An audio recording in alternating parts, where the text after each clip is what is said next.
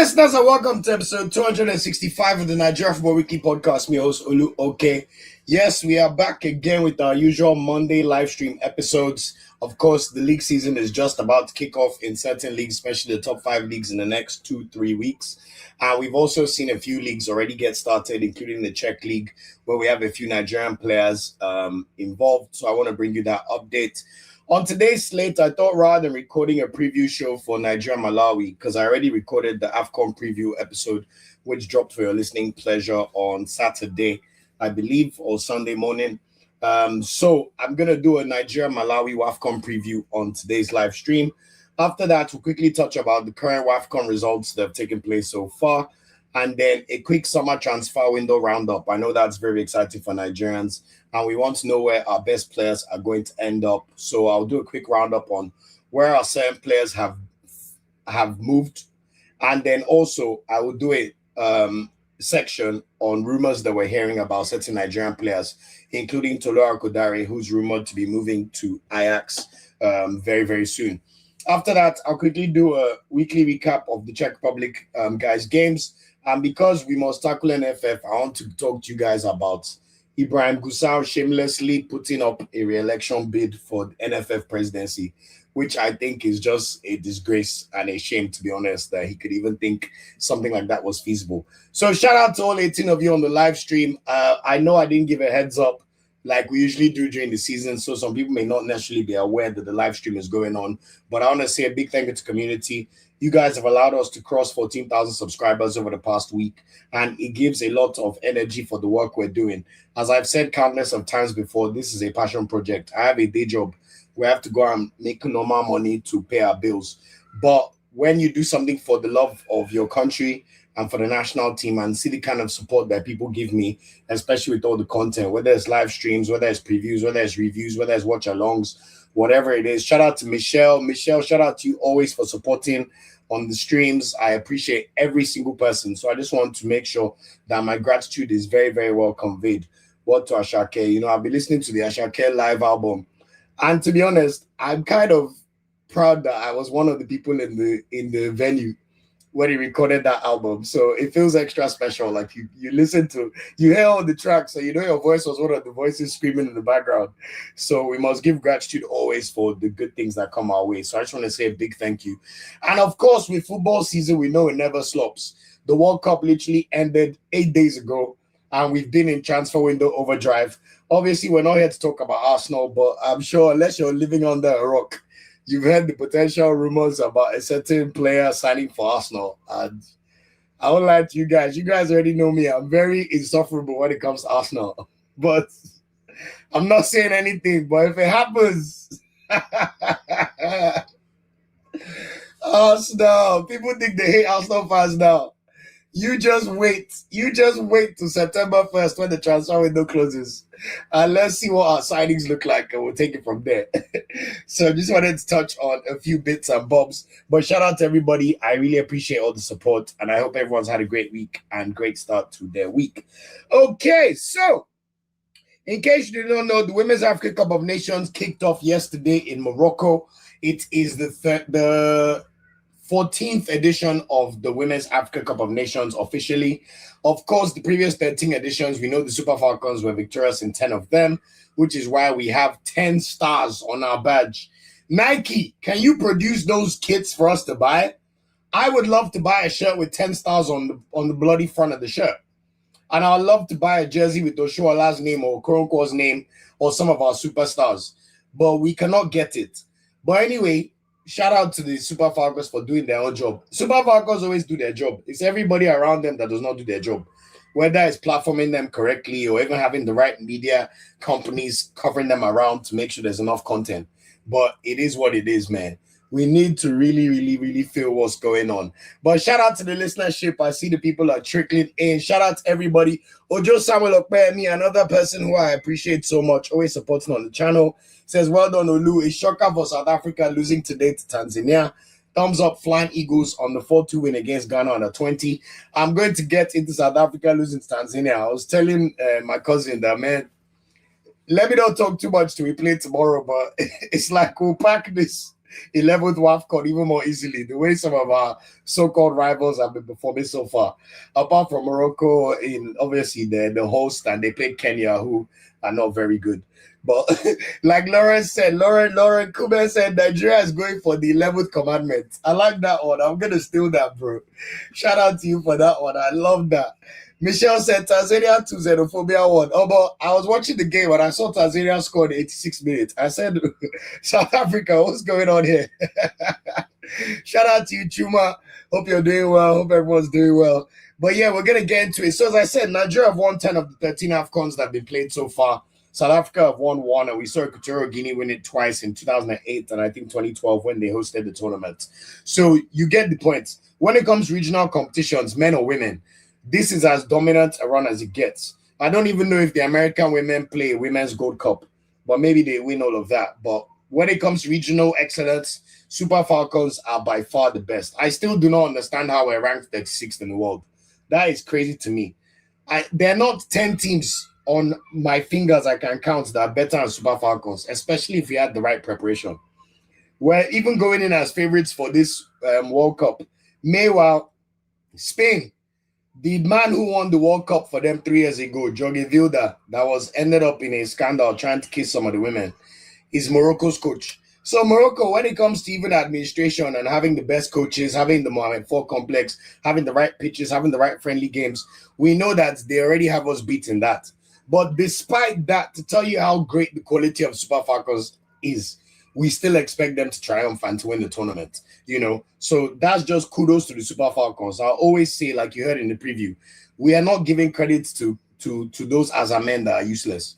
It is all about the women and the kind of work they put in for themselves to create these kind of opportunities to continue to be great, which we must always commend and comprehend and continue to give them all our support. So as you guys know on this channel, we cover the women. We take it very seriously. In fact, covering WAFCON last year was one of the things that helped the channel when we were still going on the up in terms of infancy. One of my favorite moments of football in the last 2 years was watching the WAFCON final and also watching us thrash Zambia 5-0. Shout out to everyone that pulled me up on saying it was 6-1. That was a slight error, but I appreciate everybody. Shout out to Obasi Odafe. Shout out to you, Obasi. Always say good evening, Olu. Well done for all your efforts. Thank you so much, my brother. Hope you're well and you're having a great day. Michelle says our girls are dedicated. Thank you. Dedicated and superstars. When you think about how successful they are versus the way they're platformed, anybody, unless you're living under a rock, nobody can say that they're being given the best of the best. That's not true.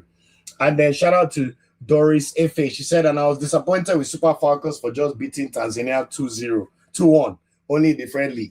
You see the benefit of hindsight. And to be fair, Tanzania are another country that you can see them leveling up in terms of how they platform their women.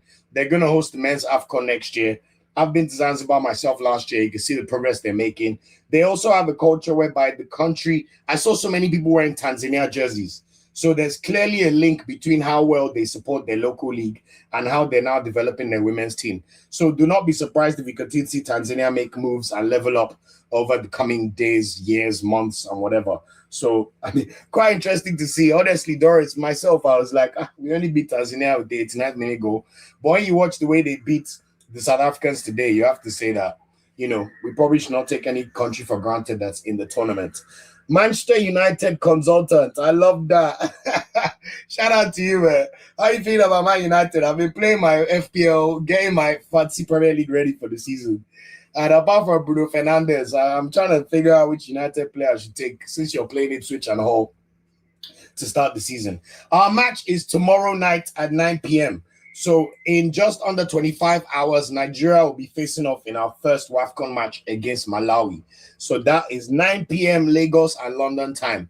If you live in a different time zone, please just work out the timing after of what that entails. So shout out to everybody. LV, shout out to you, my bro. LV, hope you're doing well. LV and I have been talking about some of the transfers and some of the good stuff we've seen, especially with Daroko Dare. And when I get to that, we'll talk about that. You guys know me. I'm always saying the value of having good agents. If there's one drawback Nigeria has apart from the NFF, is I don't know how some of our players pick their agents. Because if Toluwa Dare can go from relegation in Wolves to go and sign for Ajax. Yes, Ajax had a terrible season last year, but they're still the giants of Netherlands.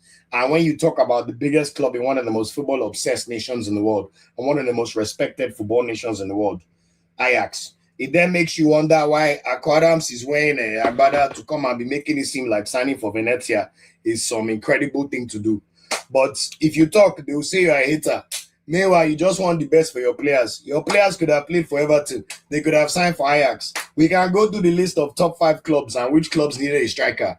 Are you telling me Akko Adams, in what you have seen for Nigeria, could not start for Marseille after they let Aubameyang go and Greenwood go? Then is Venezia I should be excited about because they claim they're having a project. And then people being so disingenuous talking about, oh, they're trying to do a project like Como. For every Como project, there's also Cremonese. For every Como project, go and check what happened to Palermo. Why are we acting like we don't know how these things happen when it comes to teams being relegated and coming back up? All of a sudden, because it's Akko Adams and he signs for Venezia, where we're trying to make it seem, obviously, it could go spectacularly well and we'll be very happy for him.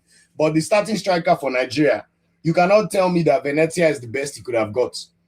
That's just the honest truth. But anyway, we'll get into that. So shout out to Uncle Daria at least for having the right agents and certain moves being able to come his way, which we'll get into.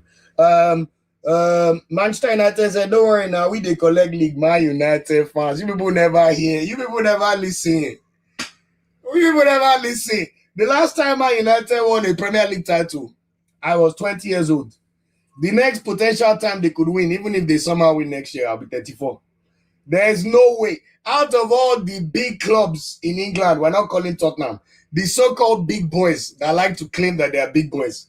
Man United, I hope you know you're on the longest Premier League droughts now. So, just know the kind of smoke I'm coming for all you guys this season. Since you're talking to 2 years, that's all gone, man. That's all gone. I am the Premier League champion. I am of the bottle. I am the special one. So good luck to you guys. We'll see if it's Benjamin Sesko that'll take you over the line. Win the league. You guys make me laugh. With 4 midfielders, Tillemans and Andre Santos. Who are your centre backs? It's not a goalkeeper that committed the error in the World Cup. No. Anyway, I'm looking forward to them playing two games this season, and then we'll see how things shake out. But let me not get too distracted.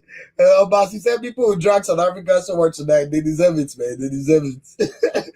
Michelle said, how tough are the Malawians, Olu? That's such a great question, Michelle. I'm going to get into it. But just to give you a heads up before I do the preview, Malawi are a tricky side. Imagine if you were playing like, what's a good comparison?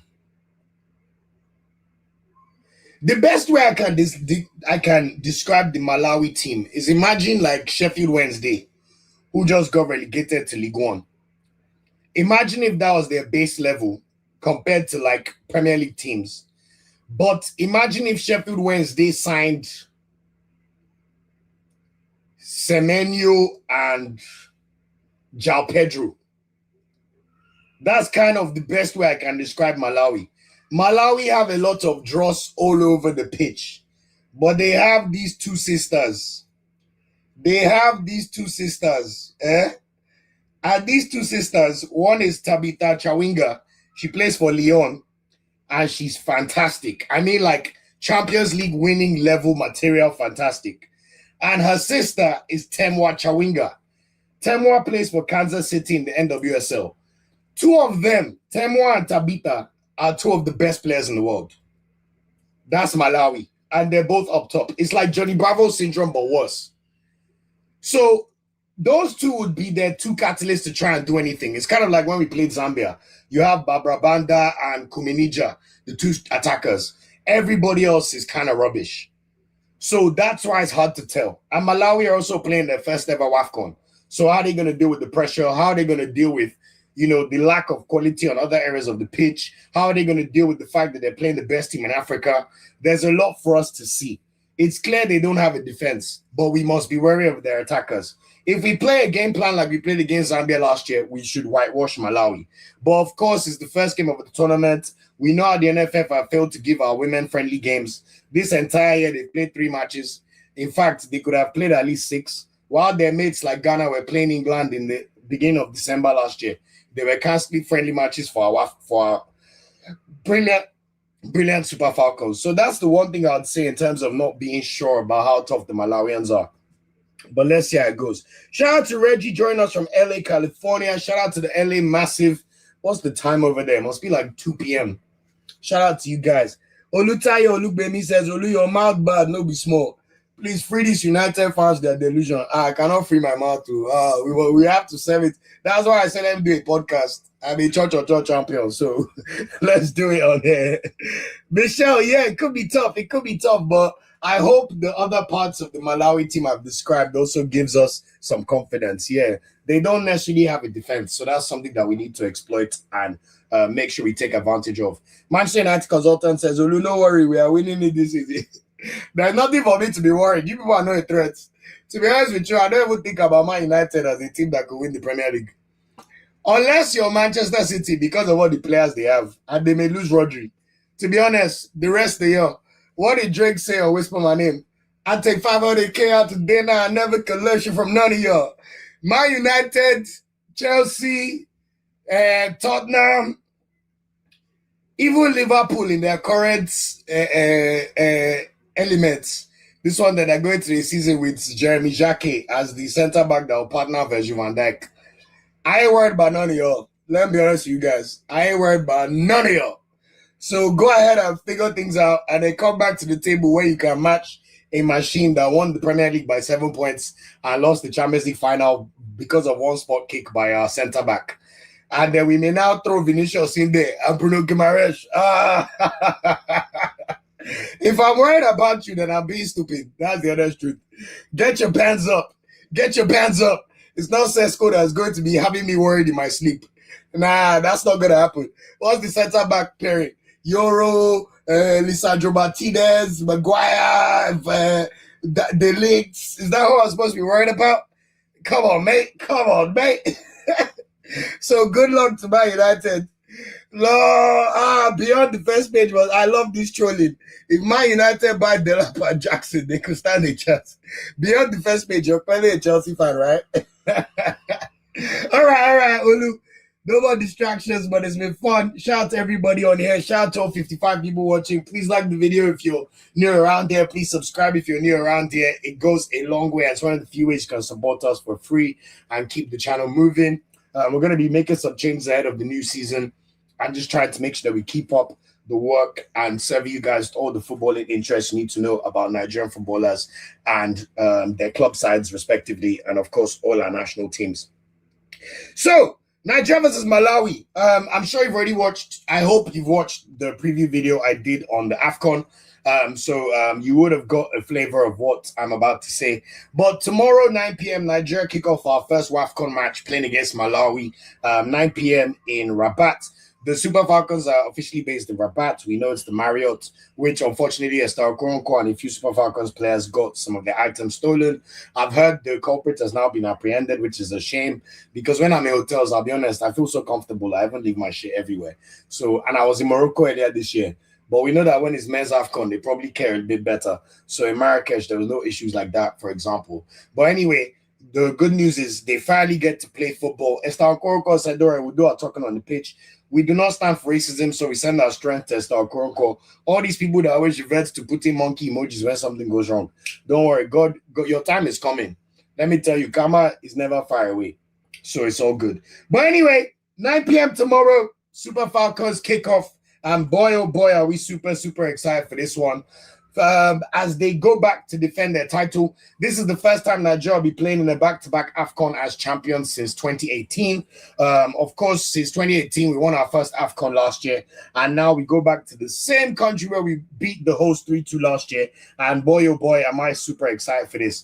A win is very necessary for one simple fact. We need to set the tone. The way you play in your first game in the World Cup usually sets the tone for how your tournament is going to go. One thing to caveat, though, is most times in tournaments, it's not how you start, it is how you finish. So we've seen, even look at Spain in this World Cup. Look at Argentina in the last World Cup. Look at Senegal in the AFCON that they won. Look at Ivory Coast in the AFCON they won. You know, you usually see teams start slowly, maybe, but then they build into the tournament. But Super Falcons, last WAFCON, our first match, we thrashed Tunisia 3-0, and then we're slightly slower, beating Botswana 1-0 before we drew against Algeria. So left to me, the fact that we still have Zambia to play in this group, Egypt are probably the minnows of the group, so everybody's going to beat them. But before you play a Zambia in your second group game, you want to make sure that you beat who are supposed to be the beatables, which Malawi, no offense to them, they are the beatables. They have just qualified for their first ever WAFCON. Yes, I've just spoken about the Chawinga sisters and how exciting both of them are, but make no mistake about it. This is a team Nigeria should be absolutely flogging. And when I say flogging, I mean absolutely flogging. Like, I mean belt to ass. Like, this shit is not supposed to be close, you know. So that's exactly what I want to see in the game tomorrow. One thing to also know, Zambia will play Egypt 3 hours earlier, so they play in the 6 p.m. slot. So we'll have a good idea about what we need to do to match our results and then play Zambia. Make no mistake about it, we thrashed Zambia 5-0 last year, but they're still one of the better teams on the continent. In fact, there's a world where I think if Morocco are not careful, Zambia may be the finalists that end up playing Nigeria, especially because after the things we've seen in the group stage, it looks like Nigeria, if we just keep our focus, our path to the final is pretty clear. There's a world where we'll likely play Ghana in the quarterfinal, and I thought we could play South Africa in the semi-final. But semi-finals, so-called South Africa decided to lose to Tanzania today, so that changes a lot of things in terms of Group D, where we'll face the second place side. Tail of the tape, like I said, Nigeria 36th in the world and first in Africa. Malawi 153rd in the world, and they actually ranked number 32 in Africa. So the fact that they even made it to a 16-team WAFCON, we have to give them their credit and say very, very big well done for qualifying for the tournament. This is, of course, Nigeria's 14th WAFCON appearance, while it's Malawi's first. And we already know that in terms of the qualification, there was a double-edged round leg, because CAF still keep doing this nonsense for the women where they make them qualify by region. So in October last year, after we'd won the WAFCON, we played against Benin Republic. We beat them 2-0 in Togo, which is where they played, courtesy of goals by Ihezuo, who's one of our absolute bagsmen, and of course the one and only Esther Okonkwo, scoring just before halftime to beat Benin by 2-0. As a result of that, our next match, which was the second leg, we knew that all we needed was a draw to win that match. And Ashley Plumter put us in the lead in the 12th minute. So we're 3-0 up on aggregate. We considered an equalizer in the 61st minute, but honestly, the game was done and dusted and the tie was already over. As for the Malawians, they got grouped in to play Angola. They drew 0-0 against Angola away. And then in the return leg at home, which was played in Lilongwe in Malawi, they ended up beating Angola by 2-0, courtesy of a brace by Chinzimu in the 82nd and 84th minute. So very, very late goals as well. In terms of recent results by the Super Falcons, as I said in the preview show, our most recent result, we played Tanzania literally a few days ago. We beat them 2-1, which was referenced fantastically well by Doris. So that's something to look out for. We saw goals scored by Ajibade and Esther Okonkwo. Prior to that, in March, we played games against Cameroon. We lost 1-0 to Cameroon in Yaoundé, but then the return game, we beat them by 3-1, courtesy of goals by, I think Oshoala scored one. And we've also seen the likes of players like Joy Omewa. You know, we also beat Senegal twice, by the way, in Ikene in June. Jeremiah scored 2 goals in the 3-0 drubbing, and Oshoala also scored. And a lot of the usual suspects have been performing well. The point is, since winning the WAFCON, the Super Falcons, whenever they've been called upon, they've still been delivering. Even though there have been a lot of instances where they've not been given the friendly games they should have been played by the NFF. And then Gusau has the temerity to go on TV and say, we tried to arrange friendlies, but nobody wants to play us. Do you think we are daft, Mr. Gusau? Nobody wants to play you. Are you drunk? You're the best team in Africa. No one wants to play you. Just say you were incompetent and you did not go through the processes on time. Come on, be telling us nonsense. But anyway, that's where we stand. As for the Malawians, the honest truth of the matter is when you look at their last 7 results, they have 2 draws sprinkled in there. They drew against Zambia once in November last year, 1-1. And then they drew against Tanzania on the 6th of June, which was recent. And of course, we saw Tanzania just beat South Africa 2-1. One thing to note, though, is a few days ago in Malawi's last friendly, just to give you an idea of where their level is, they played against the Ghana Black Queens. So the Ghana Black Queens are on the rise in Africa. They're not historically that good. They used to be when we had Perpetua and Kocha. We used to beat them in some finals. But recently, they've only just finally found their footing again in the last WAFCON. They made it to the semi-final, and then they lost on penalties to Morocco, if I'm not mistaken. So that just gives you an idea of where they are currently in terms of that totem pole. Their federation, despite them being a bit useless, were able to arrange friendlies against England for them, and they also played one or two other high-profile friendlies earlier this year. Ghana played Malawi 4 days ago on Thursday and thrashed them by 4-0.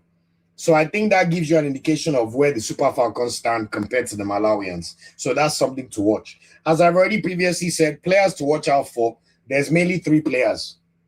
Tabitha Chawinga, Lyon forward, I've already mentioned. She can also play as a winger on her day. But this is a player that starts for Lyon. And you guys know, Lyon, when it comes to women's football, before Barcelona started beating the shit out of everybody in women's football in Europe, it was always Lyon. Lyon even made the final this year. If I'm not mistaken, I think they won it because they beat Arsenal 2-0 in the semi-final. Women's Champions League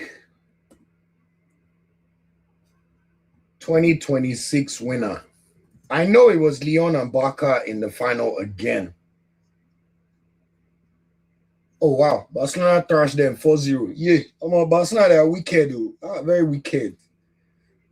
But to be fair, Lyon won the trophy in 2024, 2022, 2020. You get the point. Lyon are one of the big boys. They're one of the giants of women's football. That's the point.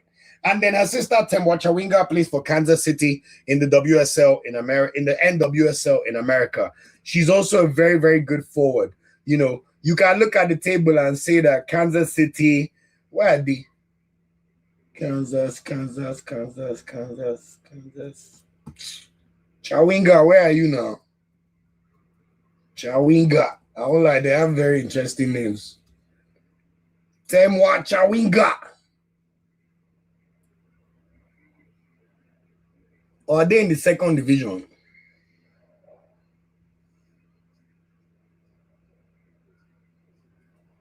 Oh, am I not seeing their name? Hey, they even finished first last year in the NWSL. Wow. Okay, that that tells you their level, guys. Like, these guys are no joke, man. I'm telling you, they're no joke. But you get the point, guys. Like, these guys are racing, bro. But don't worry, us too. Okay, Kansas City they're currently 6th in the league. But the good news is the team that's top of the league, Washington Spirit, that is where Nigeria have Gift Monday and Deborah Abiodun playing. So don't worry, we packed that thing too. But you get the point. So those are the 2 players to be aware about. And also Faith Chimzimu. So she's the one who I said scored those 2 goals qualification against Angola. But apart from that, to be honest, I think the Malawians need to worry about us rather than us worrying about them. Expectations for Nigeria for the match, very simple. Win the match and win well. On paper, this is a game Nigeria should win comfortably, especially after Malawi lost 4-0 to Ghana the other day.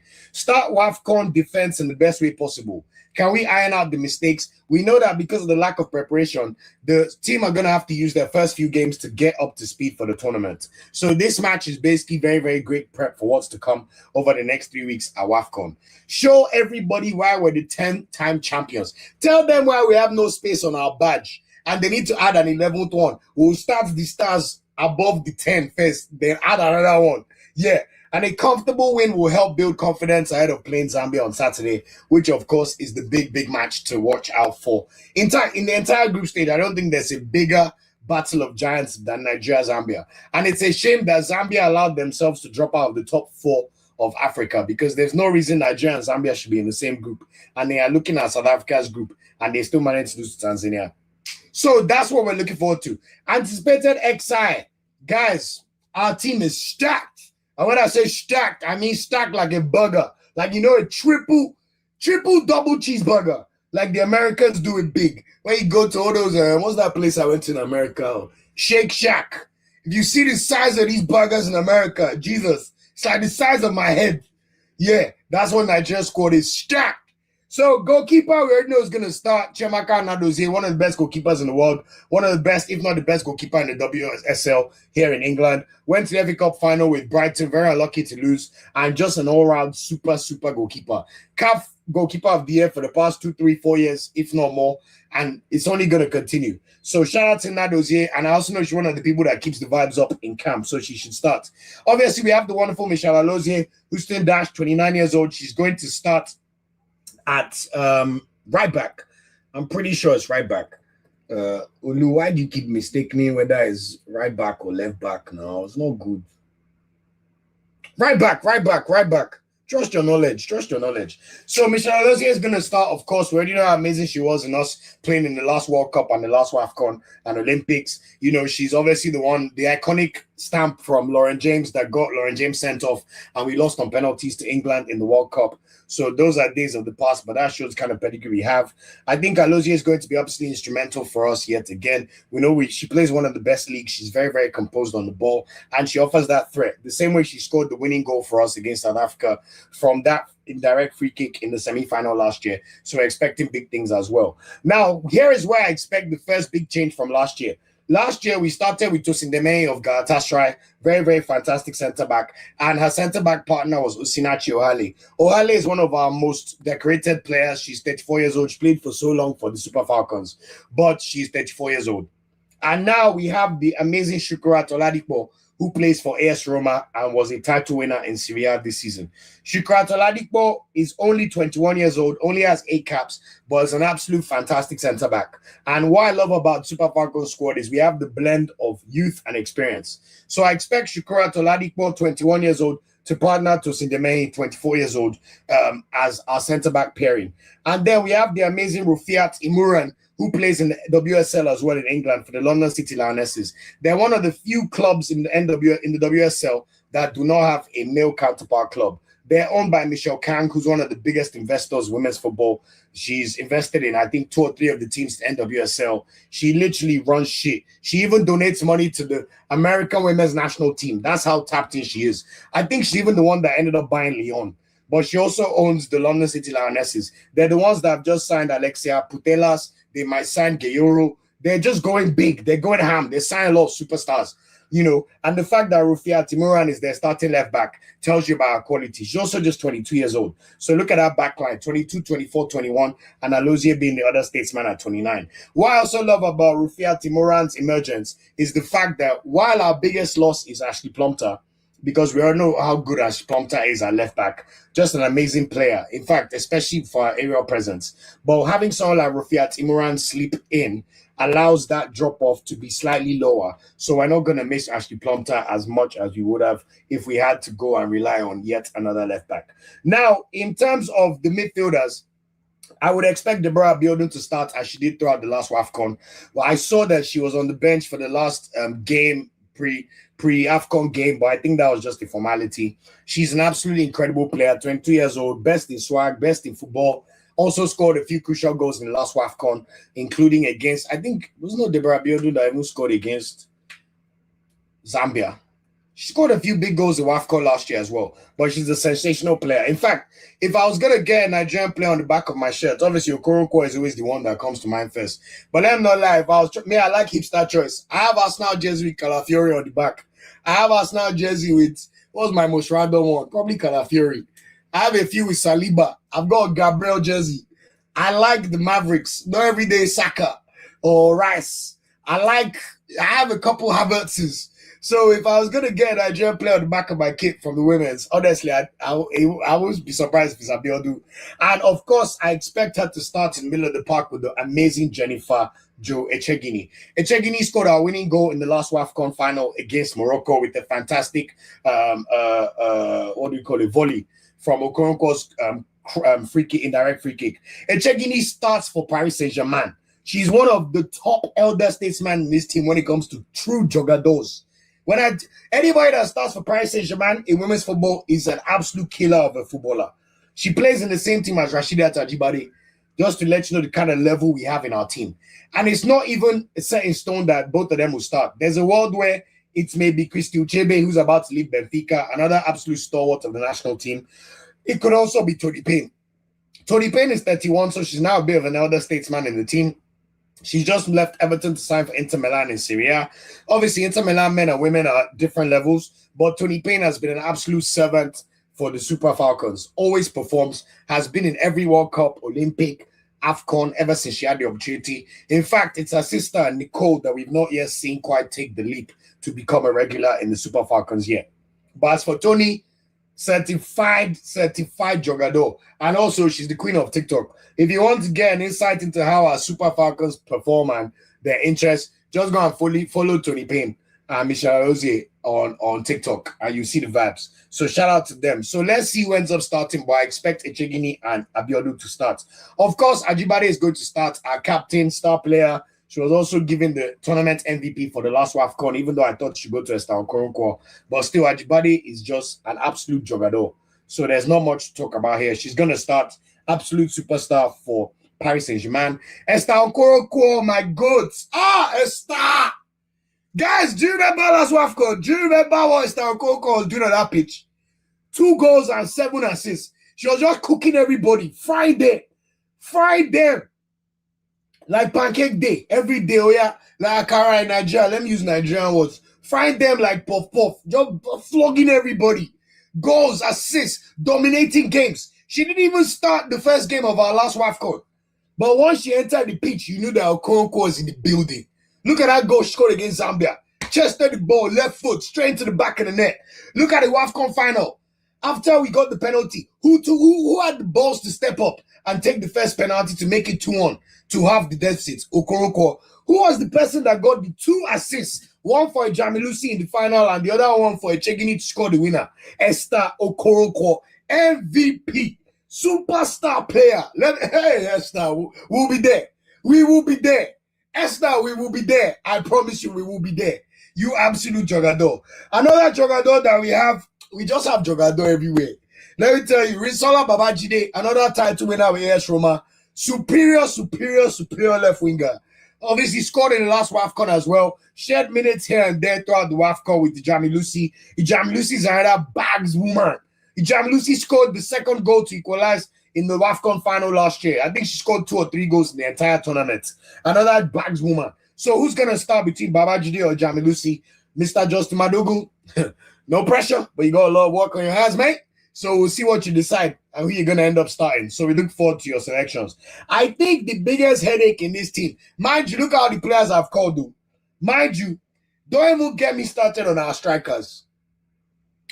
Like I just said, Washington Spirit are the current #1 team in the NWSL, the American League. Who's their striker? She does not start all the games, but we already know about her credentials. Gift Monday. What was the biggest exclusion of the last WAFCON? Gift Monday. Gift Monday is back with a lot to prove. And she's got, Madugu not picking her last WAFCON. You put a battery pack on her back that she's going to come and show you workings this WAFCON. Just start my girl Gift Monday. I'm sure you guys have seen the video of her dancing to Slick. What was she doing the dance moves with? Was it Jamilusi? Or was it Ohali? They're having a good time. Let me tell you, Gift Monday, if she starts, wow. Even if Gift Monday doesn't start, look at how many players we have in the can. 6-time African Footballer of the Year, Oshoala is still there. Still bagging goals. If Oshoala does not play, we have Ihezuo. Ihezuo alone scored 3 goals in WAFCON last year, including big goals, especially in the second group game against Botswana, when she scored our winner in the 89th minute. So if Ihezuo does not play, you now bring the new Joy Omewa we have. Joy Omewa is 23 years old, plays for Nottingham Forest. Scored 2 goals against Senegal in the match friendly. Cultured striker, number 9. As if that's not enough, we still have Uchenna Kanu on the bench, and we still have Francisca Odega. I think Odega is there for the vibes. Let them bring somebody that is the elder statement. I saw some of the players calling her Senior Francisca or something like that. I was just laughing. Don't bring any Nigerian body school behavior here. But you get the point. Our squad is stacked and we're looking very, very good. Just Madugu, up to you. Let's see what you do with all the weapons you have in your arsenal. So that is what is the tale of tape for tomorrow. My score prediction, I am going to go with a 4-1 victory for the Super Falcons. Because of the strength of the Chawinga sisters, I'll say maybe we concede one because it's our first day feeling into the tournament. But honestly, we supposed to slap these guys silly. 4-1. I need a goal from Okonkwo. Personally, I need a goal from Okonkwo just to start the tournament.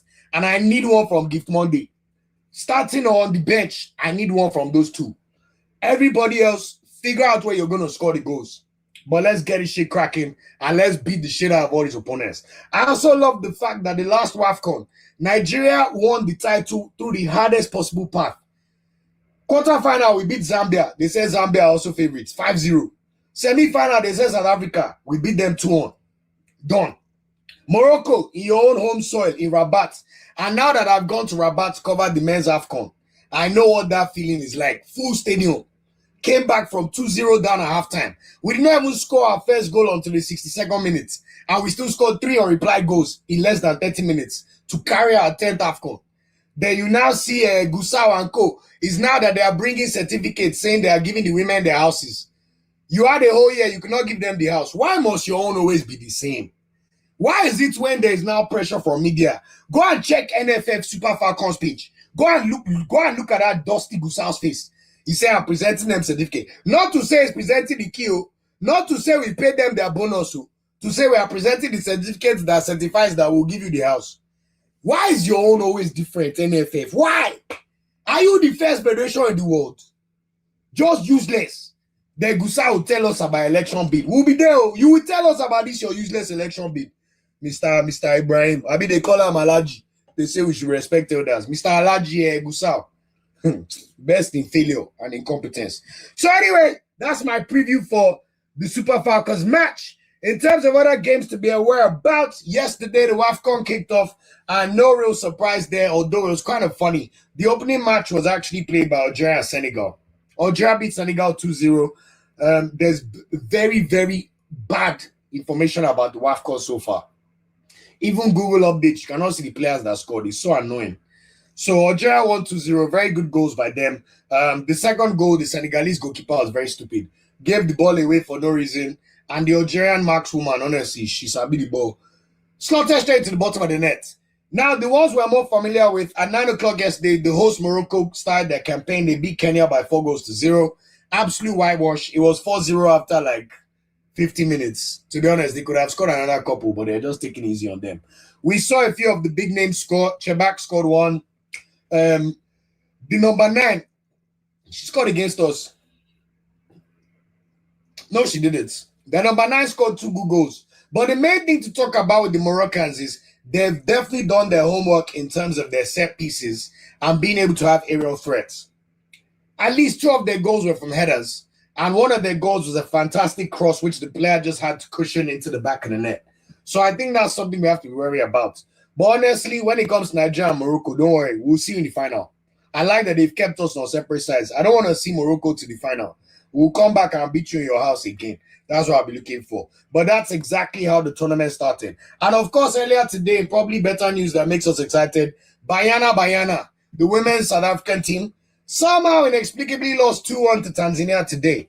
It was 1-1 until 86 minutes. And then all I know is I was watching the game and I saw Tanzania put the ball in the back of the net. And the South Africans had no answers. Obviously, we've heard about the issues they have with Desiree Ellis, their coach, and the problem she has with the SAFA board. I know they also have some issues in terms of platforming their women correctly. It is just a problem. Sub-Saharan Africa, why do you treat your women like this? In fact, the whole of Africa. If you are not Morocco, Nigeria, we're lucky because of Abiola bids from back in the day and the fact that we still have legacy from women's football. That's what's still giving us cachet. Because this NFF, left to them, they will treat these women like they're non-entities. But watch when they qualify for Brazil, you'll see Gusau and Olokpade and co. You'll see them in Brazil. They'll tell you they're going to support the women. We see through your lies, mate. We see through all of it. All of it. Start platforming them correctly. If the Moroccans can play in good pitches and have a league in Morocco that is paying them their wages, why can't Nigeria not be the same? We just ask for decent pitches. You be kind of women to go and play games in Ikene, in Remo Stars pitch, because there's no single pitch in the whole of Lagos for our women to play. But they should build their profile. You can't even carry them to Uyo because you know people are too lazy to even carry them there. Then don't even get me started on them promoting anything about the Super Falcons. They just waste the time. Where are the brand deals?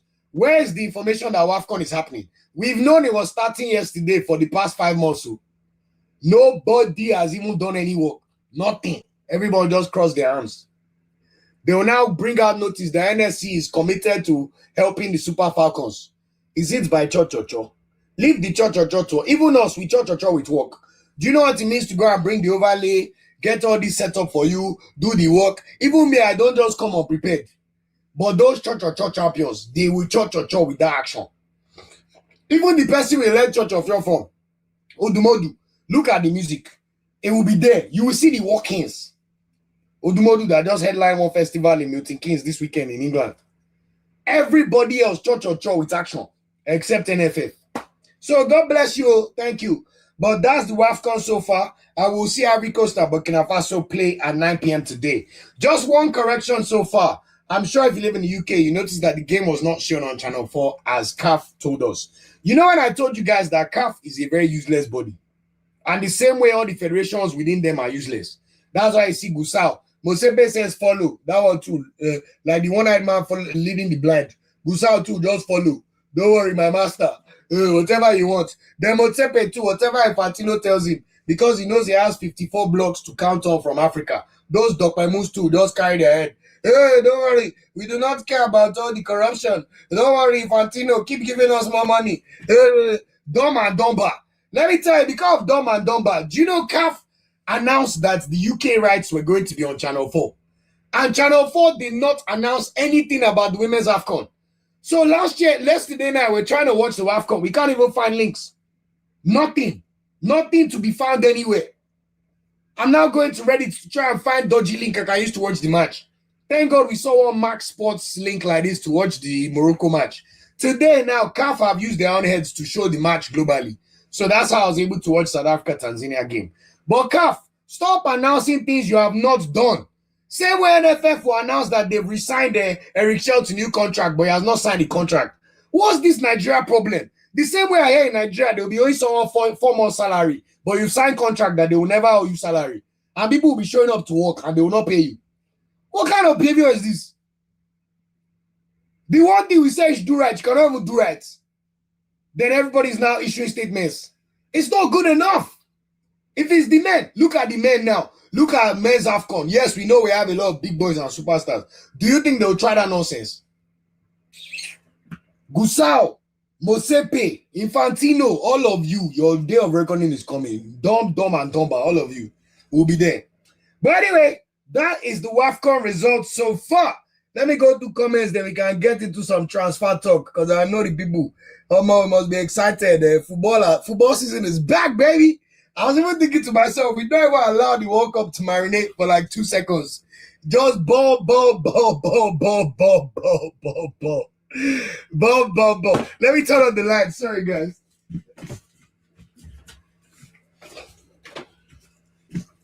I go bless you, no worry, don't disturb me.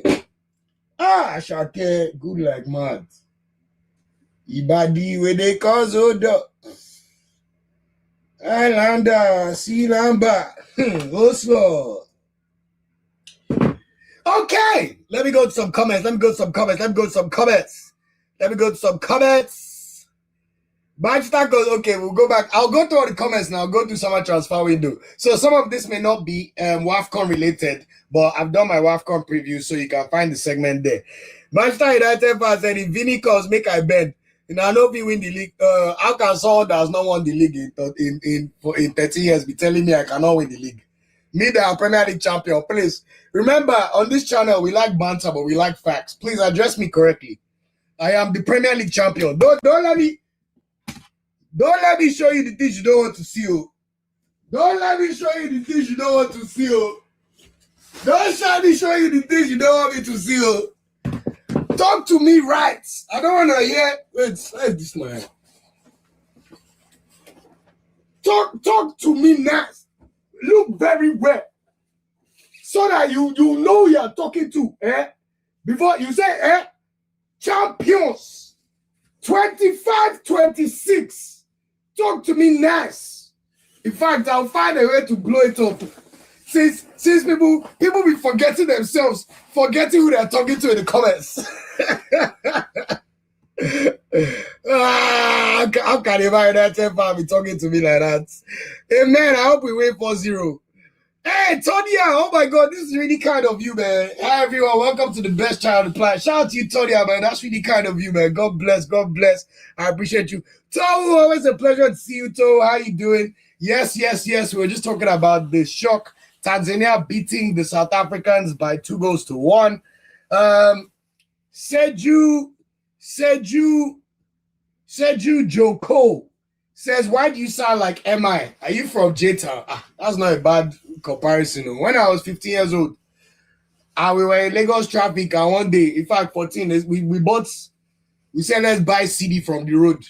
We picked up MI, talk about it. I know what my ears were feeling when I heard that first, eh? Shout out MI every day, man. MI is one of our goats, man. I respect MI so much. But I'm not from J-Town. I'm from... look, the Nigerian one where you say I'm from the states your parents are from. Left to me, I'm from Lagos. That's where I grew up. Please. Whether it's Ikeja, Yaba, yes, we did. Mainland, all the way. But they'll tell you I'm from Osun State because my father is from there. But I've been to Osun State before. Apart from passing there. So Lagos is really where I'm from. Tolek, shout Tolek. Tolek says, afternoon, Olu, I hear you. Super Falcons make us proud again. Flying Eagles all got the job done. Yes, forgive me for not mentioning the Flying Eagles beat Ghana today. I think it was 4-2 or 4-1, but we beat them very well. So that was very good to see. Michelle says, Olu, I say you know we no get defense. No. Wait, Imoran is injured. I don't know about that one, no. Voila. Okay, let's do quick shifting of the pieces. I know Oladipo can play as a fullback, but I'm not sure who else can play as a left back. So let's see what Madugu does. Egbo Obruche says, let's chill and wait for tomorrow's game. If we play well, we'll definitely win. That's for sure, my bro. Seju Joko said, Putellas took me up. Bro, am I Spanish? Putellas, anyone. This is not the channel for me to be doing Spanish pronunciation. I think the way Nigerian pronounces any word should be accepted. Yes, that's how it should be. We have fantastic accents. We should enjoy them for sure.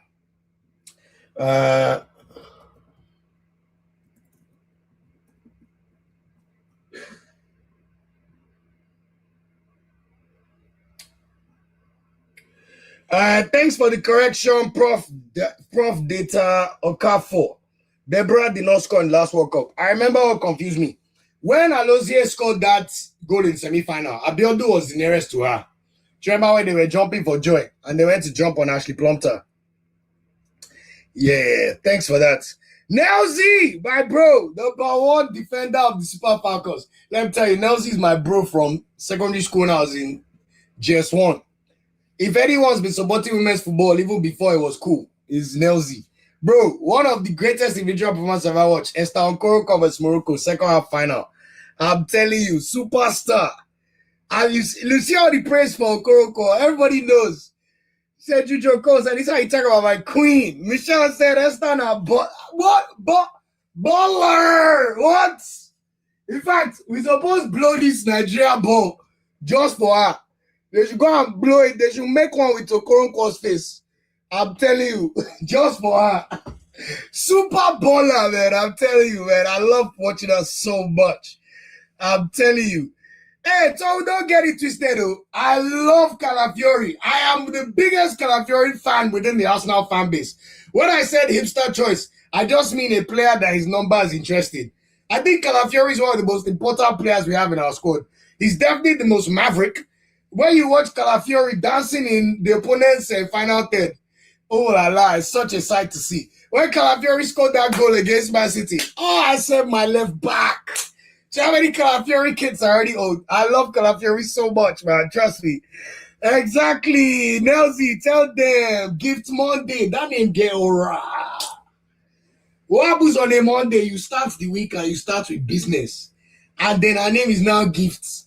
She's going to be giving the goalkeepers gifts throughout the tournament. You hold one, you hold two, you hold three. And she's feeling good. Love for that, Delzy, man. I love that. Oh, that guys, salute to our real servant for sure. National team from under 17 senior team. Oh, we have to give Francesca Oglega her credit all the time. Emeka, oh God, hey, forgive my pronunciation. Olu, you live in Lagos, you can pronounce Igbo names. Emeka Ogodima. Forgive me if I know there's Ugo and Ogo, because my cousin is called Ogo, not Ugo. What am I saying? Anyway, I hope I did not butcher your name. Emeka says, Koroko, what a player. My senior in secondary school, SS2 and me SS1 back in Nigeria before moving to the States after secondary school. I remember back in 2012, 2024, please boy. Hey! We have someone that knows of Okoroko's greatness in person here. I can imagine she's a player on the men's team, Abby. Can't be scattering everybody. Nah, she's unbelievable. Emeka's the best male footballer by a mile. I'm sure the only thing they had on her was strength, because obviously men are stronger, and at that age, Nigerian men. I know the way some 14-year-olds were looking in my boarding school, even at age 14. When that sun slaps your face, you see people with six-pack, they've never entered the gym just because of fetching water and suffering. Tom says, NFF Gusau did not promise them houses and 100k. Our president did. Tom and semantics. Tom semantics. We all know what I mean now. Have you seen in England where if they say the prime minister promised them something, it's not through the FA they will receive it. So why is the delay still? Since the NFF and NSC have decided that they're the ones that will be giving information on the Super Eagles and Super Falcons, then the NSC are also in charge, which means by nature, the government is also in charge. National Sports Commission, all joined too. They are all responsible. Go and give them. Go and bring it. Hey, Remy Ali. Oh my God. We got our first super chat of the day. Remy Ali, I want to say a big thank you to you as you bless me with this super chat. May God continue to bless you. May you never lack. May all you come.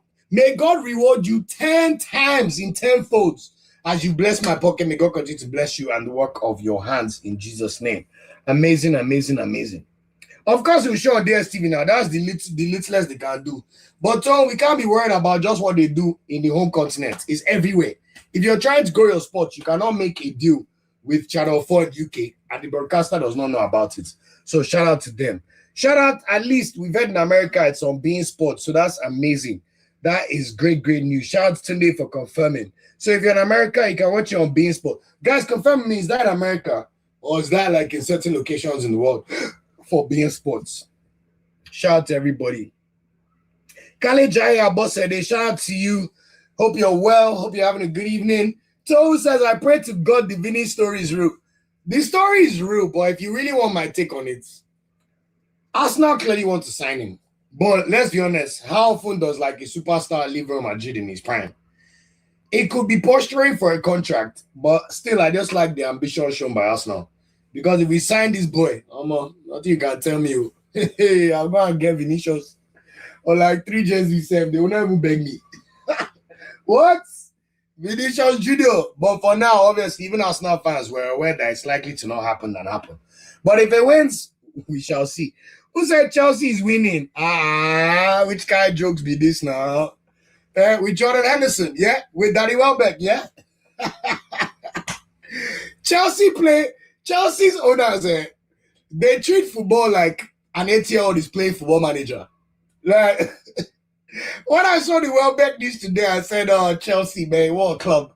But I saw the one for Henderson before I started the show. I said, Lord.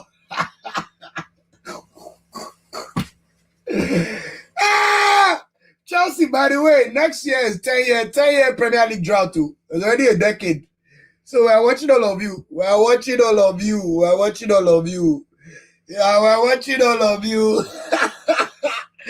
Shout out to Olalede Abiodun. Says, well done, brother. God bless you.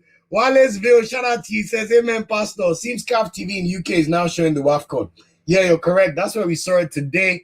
Adeola 66, good to see you back after denying your Chelsea towards the end of last season due to another team winning the title. Let me show you. Let me show you the reminder. Everybody else is talking about the future. Us, we have present day, cho.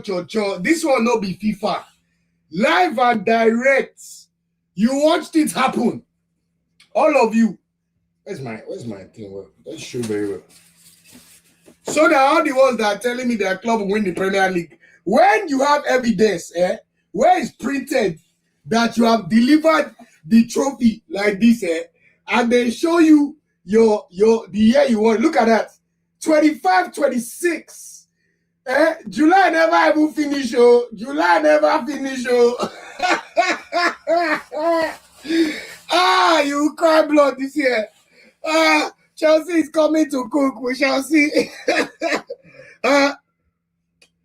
Shout out to Ernest Enejo. The match is tomorrow, 9 p.m. UK and Lagos time. 9 p.m. Join us for the live watch along. We're going to do a watch along as usual. So make sure you join us at 9 p.m. if you want to watch the game with the community. That'll be amazing. And we must always support our women as much as possible. So that'll be amazing to see. Dami Lola Ajiroba, shout out to you. Venezia don't be got. That's right, 3-0. It's preseason. Preseason games don't count at all. Look.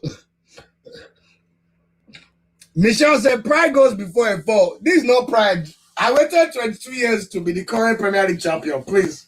If you think this is even bad, just wait till the season starts. Till the end of May, I am the Premier League champion.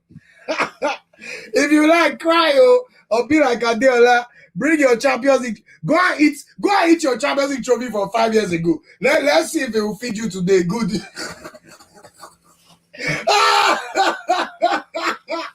So this is what you used to feel like talking about the past all the time. We used to be like, well, we've won 13 league titles. Well, we could win our 14th big title, but it's been a while, but we still have trophies.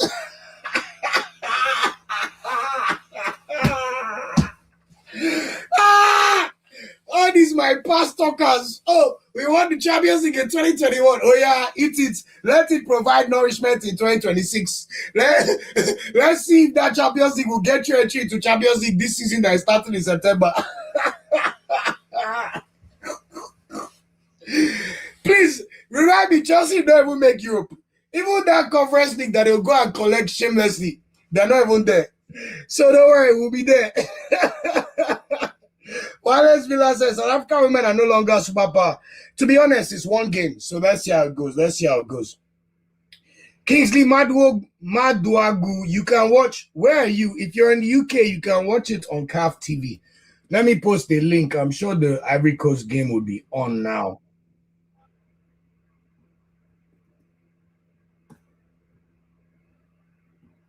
So if anybody wants to watch the WAFCON that's going on right now, you can watch it on here. Let's get into transfers. Knowing me, I always end up talking for a long time, but it's all good. Nelzy, you know how our football be now. They always consist of comical goals, but it is what it is. I don't think this one will enter.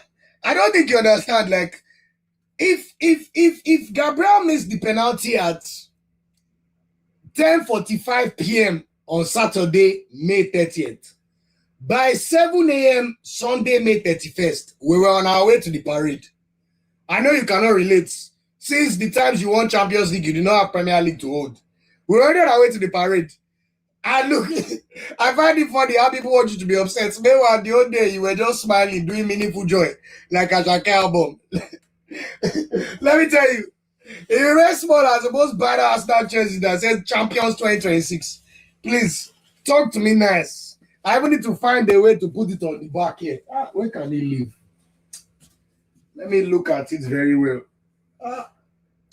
Champion.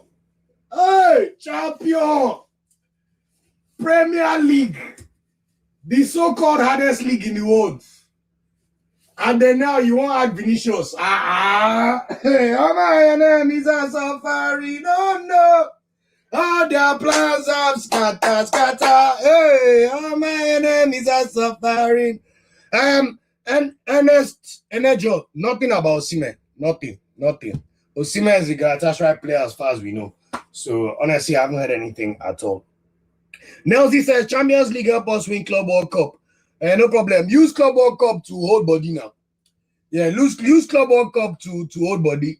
Oh, now the person that is watching Premier League from all over the world says local champions.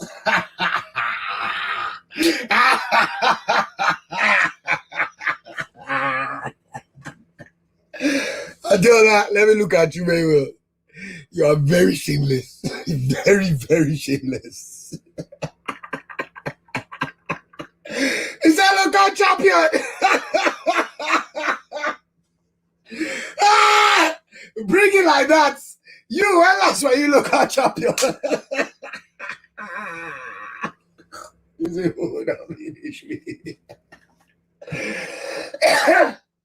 yeah, when Drake's the album, he said, the dustiest niggas been fucking with us. Ash to ash is dust to dust. The dustiest niggas been fucking with us. That's how I see all your clubs now. Dusty, dusty, dusty, dusty. What's your Ateta go do you people this season? Not go good, oh. I'm telling you. Toe, oh my God. Now I have to give Toe a special shout out. Toe is one of the biggest, best supporters of this channel. She always has great insights, always has great comments, always take time out of her schedule to watch, and always gives fantastic comments. So I over appreciate it always. Thank you so much for all the support. Thank you for being so engaged. Thank you for your ball knowledge. And the way you have blessed me, may God bring this back to you 100 times fold in Jesus' name. May God continue to bless you, and thanks so much for the support for the channel. It never ever goes unnoticed. And that goes for everybody on the channel. I watch every comment. I try to reply to every comment. If I have not replied your comments, it means I am busy. That's all. That's all. See these people. What is Spain? Hey God. Hey God. Hey God. They've not turned preseason trophy to what? Hey God. May God forgive these people. They finished 10th. Anyway, we all know that whatever happens is not going to take away the pain of being 10th. So it's all good. All right. Let's go. Transfer roundup. I'm going to try and be quicker with the rest of the segments because I wanted to make sure I bring this information to you guys. So, transfer roundup, I just want to mention all the players that have made transfer moves that we know about. Obviously, we already have the likes of Suleiman Sani, who moved to Leipzig in January and is already playing preseason games. Look out for him. I expect him to make a big leap in terms of his quality this year. Obviously, we know about players like Frank Onyedika signing for Coventry on a permanent deal for 7 million euros. So looking forward to Frank Onyedika starting games in the Premier League yet again. I think that can only be a good thing for him. Obviously, we already know about probably the player that excites most Nigerians the most, Zadok Yohana, moving to Brighton earlier in the summer for 28 million euros. Obviously, everybody that's been on the channel, you guys know that I got to cover his last ever game for Aiko, and we got invited to go down to Sweden to catch him. And honestly, it's been an absolute pleasure. Zadok Yohana now follows Nigeria Football Weekly. Shout out to you guys. So we'll see what we can do next season in terms of connecting and making sure that we amplify his success as much as possible. So you already know about Zadok Yohana. And also, in case you did not know, Benjamin Frederick has been officially promoted to the Brentford first team. Officially. And he also signed a new contract to June 2031. So good news is Frederick has been back in training. I need to keep an eye out on Brentford's preseason games, see if he gets minutes. Also, from a selfish angle, if Frederick can get minutes and become a starter, how much will it cost in FPL? Hey, it cannot be more than 4 million now. So that's another angle. He's not even in the game yet. Don't worry, we'll be there. We'll be there by the time comes. So we already know about the Benjamin Fredericks, the Frank Onyedikas, the Zadok Yohanas. And in case you did not know, Stanley Nwabali has resigned for Chippa United. So after he took a break from January to June, he ended up resigning for the same club in South Africa. Now, I'll urge everyone to give him some grace. We know he lost both of his parents last year. That is something that I can't even comprehend for any individual to deal with. So maybe he just needed time to get his mind right. And at the end of the day, it's that same Chippa United that he used to perform one heroics for us in 2 AFCONs and also get us this close qualifying for the World Cup. So Nwabali, we did your back. We're excited for you. Good luck with the renewed competition from Okoye and Otto Okonkwo. But I'm just very glad to see Nwabali back playing games. And I even believe he was in action for Chippa United this weekend in a preseason. Was it preseason tournament or a normal tournament? I saw him holding a trophy. So I saw that. Apart from that, there's not too much to report in terms of confirmed transfers for Nigerian players yet. There's a lot more rumors out there. But one thing I'll also like to caveat is we still have about 5.5 weeks left of the transfer window. So we have this entire week, the last 5 days of July, and then we have 31 days in August, and the transfer window officially closes on Tuesday, September 1st. So that means we have 32 plus 5 days, 37 days left of the transfer window. So basically just over 5 weeks. The fact of the matter is majority of the transfers are going to happen in the next 5 weeks. So let's watch out and see where our players end up. You guys know me, especially from last season. One of my biggest things is our players have to sign for the best clubs in the world and maximize their potential. Look at Rokodari, we're going to get into that. But some other players, I'm not sure what's happening, but we'll talk on it. So apart from those transfers I've quoted, the only other transfers for you to know, 6 are transfers, and 1 is just no news. The no news is that Henry Ekuru has been released from Czech League at the age of 29. This is a player that has been a journeyman for the past 2-3 years of his career. It almost makes you think he's 29 is real age. I don't want to speculate, but why are you already having troubles like this at 29? It's like Samuel Kalu that could not find a club at 27 or 28. I'm not saying anything. I'm just saying that kind of career drop is quite crazy. Now, the transfers to be aware about, Kelechi Iheanacho has moved to Bursaspor in Turkey, signing on a free transfer from Celtic. I know he wanted to say at Celtic, but he moved to Bursaspor. We wish Kelechi Iheanacho all the best at Bursaspor. We will try to cover his games because we have so many Nigerian players in Turkey. But as a senior player, we'll still give him his respect and try to cover his games. But I have to say, this move to Bursaspor means Kelechi Iheanacho will never play for the Super Eagles again. So, and I'm sure we can all live with that. He will soon be 30 years old. He's done enough. He started his career for the Super Eagles incredibly well. In fact, the first 20 caps for Iheanacho for Nigeria, he was on pace to break Yekini's record. Go and check. But something else went left, so it is what it is. Other transfers to be aware of, Olakule Olusegun, who somehow made it into last year's AFCON squad and World Cup qualifier squads. He has left Krasnodar to sign for Rostov in the Russian Premier League for 450,000 euros. I think that tells you the level of the player. Already 24 years old. Me personally, is not, no disrespect to him. Where every time I watched him, I was like, this guy is not good enough. I don't know how he ended up even playing in Super Eagles. So it's one of those ones that we need to look at those as a men and ask questions.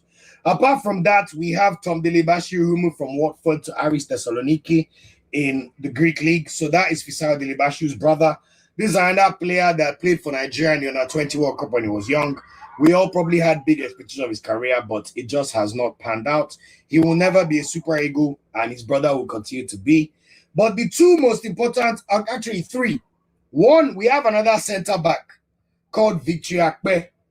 Victor Akpe, or Akpe, forgive me if I'm pronouncing it wrong. He has just signed for FC Basel. That is a fantastic move. He should start games and almost go through the Chibuike Nwaiwu path. Basel will compete for the Swiss title.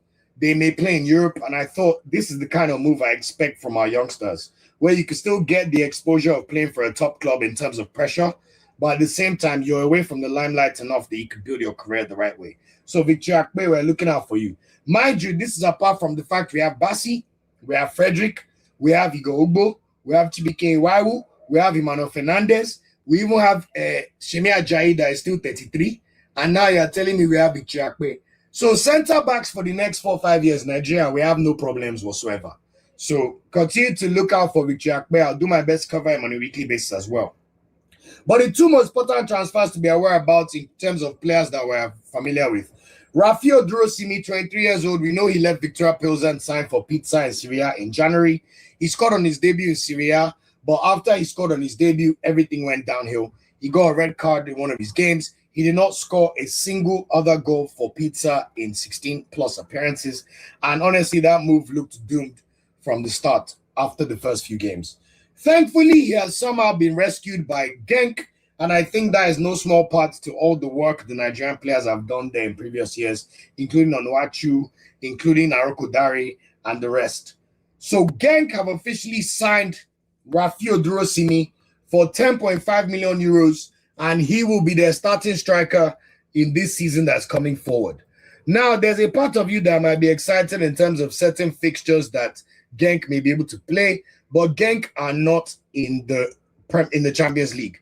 I'm not even sure they are in Europe. I think they may be playing in one of the qualifiers, if I'm not mistaken, because I know Urasora and Co, they were terrible last year. But the fact of the matter is he's still playing for one of the best teams in Belgium, and he can go back to a place where he can regroup and regrow his career. Go to a place where you can work on the fundamentals. He clearly was not ready. In fact, one of the biggest damning things for Durosimi is when he played for Nigeria in the Unity Cup games. Raphael Durosimi, out of everybody that got significant minutes, in my opinion, was the worst player. In terms of players that did not do their opportunity any good, and they showed why they're still far away from the national team, I think Durosimi will really struggle to get a call-up to the national team for a while. So it's good that he can go back to Belgium and cook quietly. Let's see if he can do what Aroko Daria and Nwaiwu have done, where they ended up as the top goal scorers in Belgium and regrew their careers. We've seen the likes of Ndidi come from there, Onyedika, even Osimhen. He grew his career yet again from Belgium. So this is nothing to be angry about. He's only 23 years old, which means he has a lot of time on his hands. And I know he just got married. So congratulations to him. Let him build again, and let's see what he can do over the next few years. Now, the biggest high-profile transfer we see from a Nigerian player so far is Ako Jerome Adams, who signed from Sevilla, who finished, I think, 12th in La Liga last year, signed for newly promoted Venezia or Venice. Obviously, everybody's aware of Venice being one of the most beautiful cities in the world. Everybody goes to Venice on holiday. We all know about the impact of Italy. When it comes to lifestyle and the way Ako Adams will live, nobody can deny. He knows how to choose places. When you move from Seville to Venice, you are definitely a very good man when it comes to selecting the places you live in your life. So we cannot even say anything about that. That is just fantastic ways of picking your clubs and where you live. But from a footballing standpoint, when people try to make it seem like Venezia are the new Como are the only promoted side we've seen do this in Serie A in the last 10 years. Like, what are we talking about? Since Napoli came into Serie A, like almost 20 years ago, we have not seen a team come from Serie B and establish themselves in such a surefire way, like we've seen Como do. Como are literally about to play in the bloody Champions League.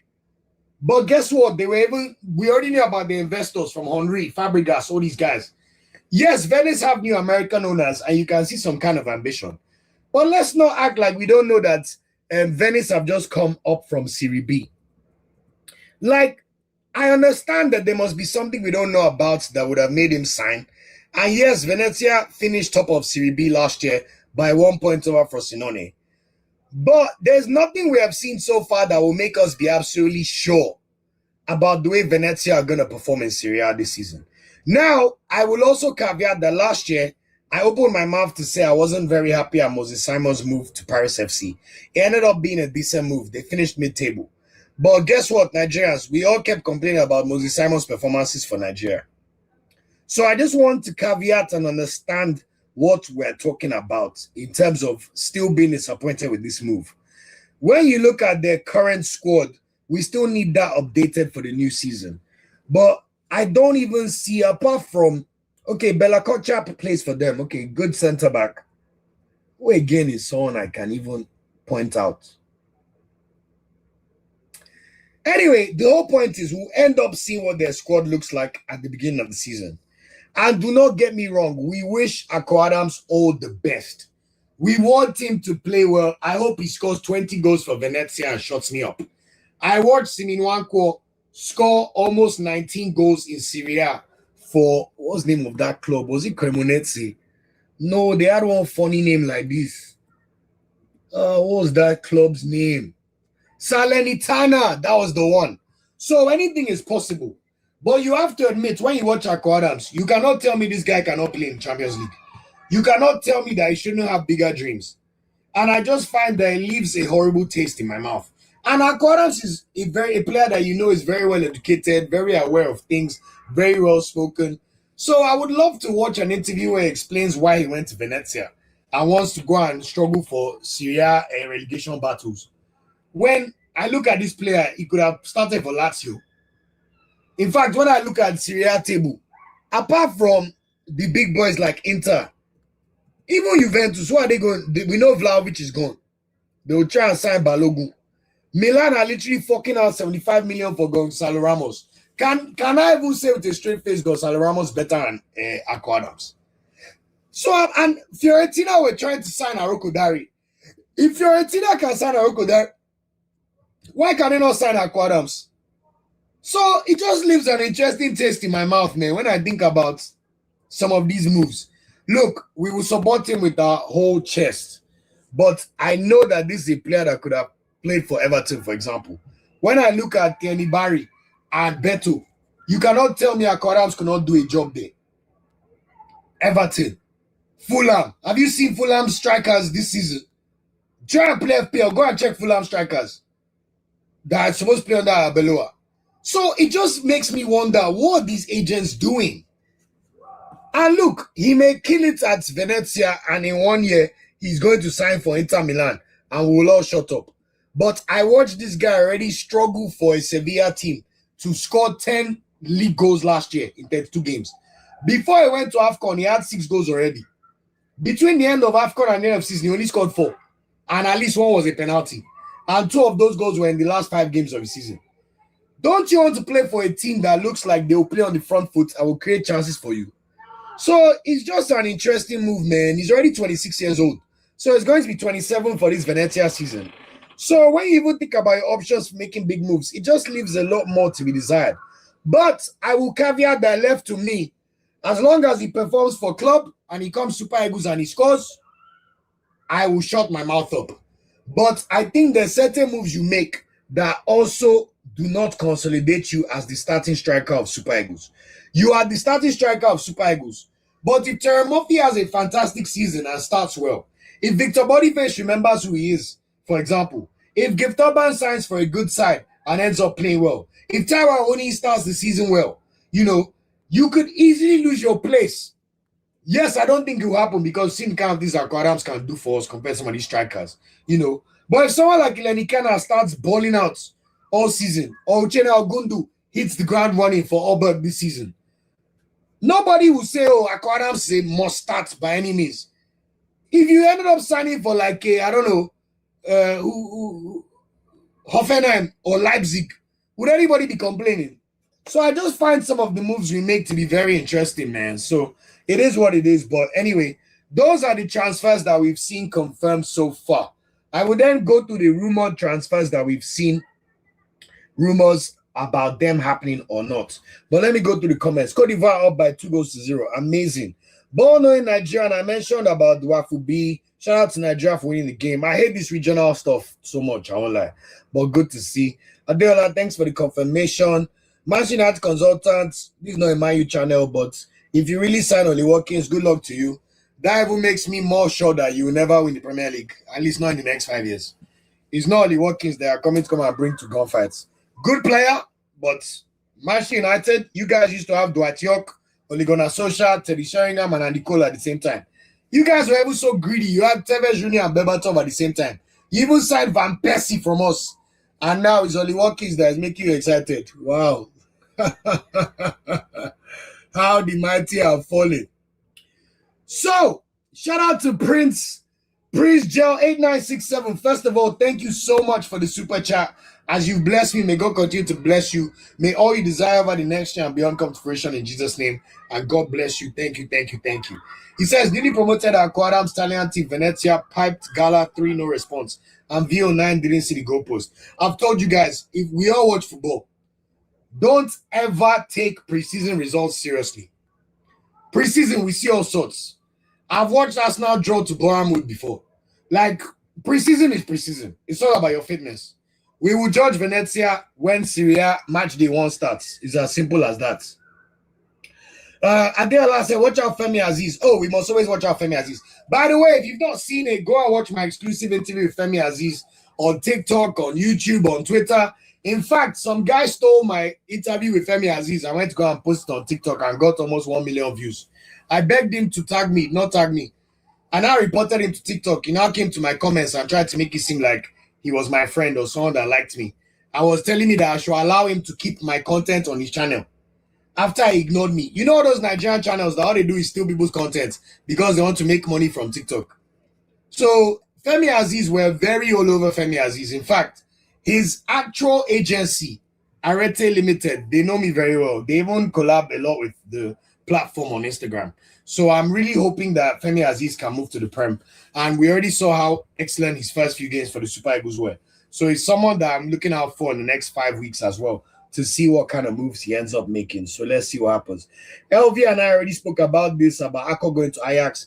I'm not sure about that as well. So that's an interesting one. Aroko Dari, I'll get to Aroko Dari. We're all correct. Everybody talking about Gift Urban. The move has not yet been officially ratified. Yes, actually, it has. Oh my God. Well, that will be the last time we're going to be talking about Gift Urban. I'll tell you that for free. Gift Urban has just moved on loan to Ahmed SK. This is a team that just got promoted into the Turkish Super League.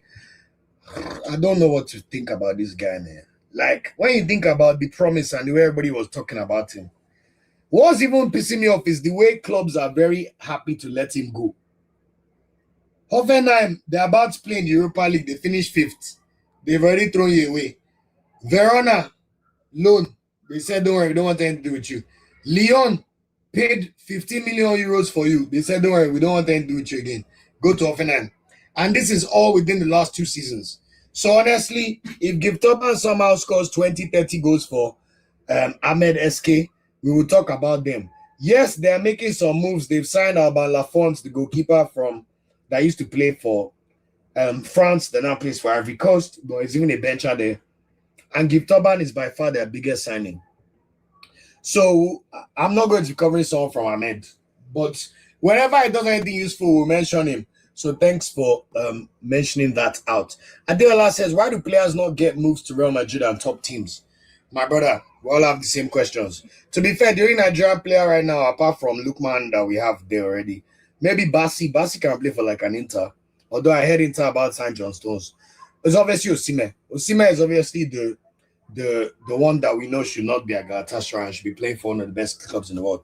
I was watching Fans Tribe yesterday. They're so funny. Someone was saying that, what if Vinicius to Arsenal means Mbappe moves to the left wing and then Madrid need a number 9? And you know what? Logically, it's not a bad shout, you know? It's not a bad shout. But how will Osimhen do with the scrutiny? We've seen Osimhen fights, you know, these kind of things. And we know that in Galatasaray, they overlove him, so he can do anything he wants. So what does that look like in Real Madrid, where every day there's 2 newspapers just reporting on Real Madrid? The pressure cooker is 24/7. El Chiringuito, everybody, pressure. Even Premier League, I think the kind of pressure in Premier League is different. So that's a great question. Everybody's right about Aroko Dari. You're right. Cote d'Ivoire winning 3-0. No surprise there. Good to see. Adeola said, Olu, please try and put a watermark on your videos. You have worked for it. I'll do my best. But when we always post it, we still put the Nigeria Football Weekly logo. So, you know, we'll keep doing our best. But thank you so much for that one. Thank you so much for the clarification of Sima, that BB. Really, really appreciate that. Like I said, that it literally buttresses my point about players making silly moves, but to each their own. Just Vibe, shout out to you. Says if Boniface reaches his form again, he has a good chance of pairing up with Osimhen. I do agree, although the last time he played for Nigeria was against Russia in our friendly match in June last year. And I know even from official sources that Eric Schell was very, very pissed off with Boniface's performance because he was not pressing. He was not following instructions. In fact, that's why they removed him for Aroko Dari, and Aroko Dari scored his first goal for Nigeria that day. And then Aroko Dari now did something that pissed off Eric Schell. So those two, they need to go and overshine before they will come back into the books of our coach. So we'll see. Just Vibes. Of course, Terry Murphy is being looked at. He played the last 5 Nigeria games. In fact, he captained Nigeria in our first 3 games of the international friendlies in June. So I firmly believe Nigeria's current front 4 attackers are Osimhen, Akko, Onwacho, and Terry Murphy. Terry Murphy is another player. I want to see where he ends up this summer, and then we'll take it from there. This I know I'll be talking too much. Anyway, players that I want to see where they end up at, like you already said, Terry Murphy, let's see where he's going to end up. Number 1 story, we've already seen Fabrizio break it. Aroko Dari, here we go to Ajax. Exclusive story on loan. Loan with the salary fully covered by Ajax, and there's a 22 million euros buy option clause, not mandatory. Wolves to receive bonuses based on Ajax qualification for European competitions, and it's here we go. This is a fantastic move for Arokodare. This is a player that we've seen bully the Belgian league, and I've always mentioned top 5 leagues feel a bit too high for him, but any league from 6 below, he can dominate. Belgian league is the 8th best league in Europe. He has already dominated. Now he's moving to the 7th best league in Europe, and we already know that Ajax have fallen on tough times. They did not even finish in the top 2 in the Eredivisie last year. PSV won the title yet again, and we saw Feyenoord also qualify for the Champions League. So there's a lot of work to be done there. And when you're Arokodare, anybody who's been to Amsterdam or the Netherlands, you feel the presence of Amsterdam. You feel the presence of Ajax. For you to be the striker that they've signed to lead the line for the most historic club in the whole of Netherlands, the same club that produced Johan Cruyff, all the superstars of the 90s. Literally, Kano Affinity won the Champions League at Ajax. Everybody knows total football came from Ajax. That is how God positions you. Shout out to LV. LV says, very, very good move for Arokodare. God's hand is definitely showing Arokodare. Now, one thing I want to urge everybody to do. The best website you can use on earth to find information about footballers, in my opinion, is transfermarket.com. This is Transfer Markt. It's a German company. There is no kind of information you do not have. Now, I urge you guys, go and check the agents of Tolu Arokodare. Go and check. In fact, since I like to do this, go and check. No problem. I will show it for everybody. I will show it to everybody. Tolu Arokodare is signed to CAA Base Limited. CAA Base Limited are one of the best run footballing agencies on the planet. And when I say planet, I mean planets. They are not small boys at all in any way, shape, or form. Look at the players they have on their roster. Just look at this list. CAA Base, Cole Palmer, Saicedo, Eberechieze, Pedro Porro, Kwanzaa, Chaloba, Jed Spence, El Canus, Patrick Dogu, Rico Lewis, Julian Ryerson, Richarlison, Onyedika, Ricky, Troy Hume. You can get the point I'm trying to make here. This is serious clientele. Look how many players they have valued above 10 million euros. Even Son Heung-min. This is why, let me tell you, when you look at players and the transfers they make, if you look very closely, go and look at the agency they've signed for, you will be able to tell why. So, Tolu Arokodare, God bless you. We're rooting for you. And it'll be nice to root for you in a league where you actually play and score goals. Go and get Ajax back to where they belong and get Ajax back into the Champions League. If you get into the Champions League, stay one more year, play Champions League, let them sign for 22 million euros and rebuild your career. Arokodare has a lot of good assets. He just needs to improve and be humble enough to accept that he needs to improve. Moving to Wolves was a stupid decision. We can all say that. And he did not help himself. All the bus stops here or there, this one, that one. And like I said, we already know what happened with him and Eric Shaw after the Congo match. So please, dust yourself down and focus on your career. God bless you. I will see how it goes. Another player that we just saw on that list that signed CAA base is who? Raphael Onyedika. Raphael Onyedika has 1 year left on his contract with Club Brugge, and it looks like he's 70% likely to move to Eintracht Frankfurt in the Bundesliga. I like this move for a couple of reasons.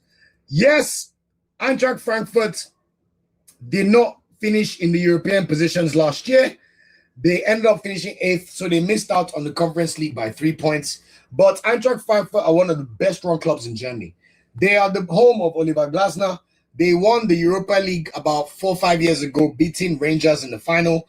Joe Aribo actually scored the goal for Rangers in that final. And when you look at their talent and the way they sell, this is where Mamouche was sold from. This is where Kitiko was sold from. They even have, this is where they have one midfielder I like this. What's that Japanese guy? Even the Japanese captain at the World Cup, he plays for them. What's that his name? Ritsu Doan. Yeah, Ritsu Doan plays for them. Eliwai plays for them. And Namdi Collins, the center-back that decides to play for Germany to come and collect 3 caps, plays for them. Hugo Larsen, Jonathan Burkhardt, the German, more of a legend for Frankfurt, and Can Uzun, the 20-year-old wonder kid who's Turkish. You know, so the point is, Eintracht Frankfurt are a club that are very, very well versed in player development. And they also will not stand in your way when it is time for you to make a move. And that's something I like about them. If Raphael Onyedika can go there and have a very good season or two, in fact, this season, the goals are very simple. They need to get back into Europe. Onyedika is only 25 years old. Just body the next 2 years. Me in particular, I'm glad that he's leaving the Belgian league where all of his exploits have been diminished slightly, even though he was playing Champions League games regularly and dominating. He will now go to the Bundesliga where everybody is going to be watching him, at least much more regularly. So let's see how that move is going to play out. And you people know me on this channel. I'm a big Onyedika fanboy. I always tell everybody Onyedika is a fantastic player. I must give him his rating and his respect always. So that's a move I'm looking forward to happening. I do think he could have still signed for like a who's that final Bundesliga team that made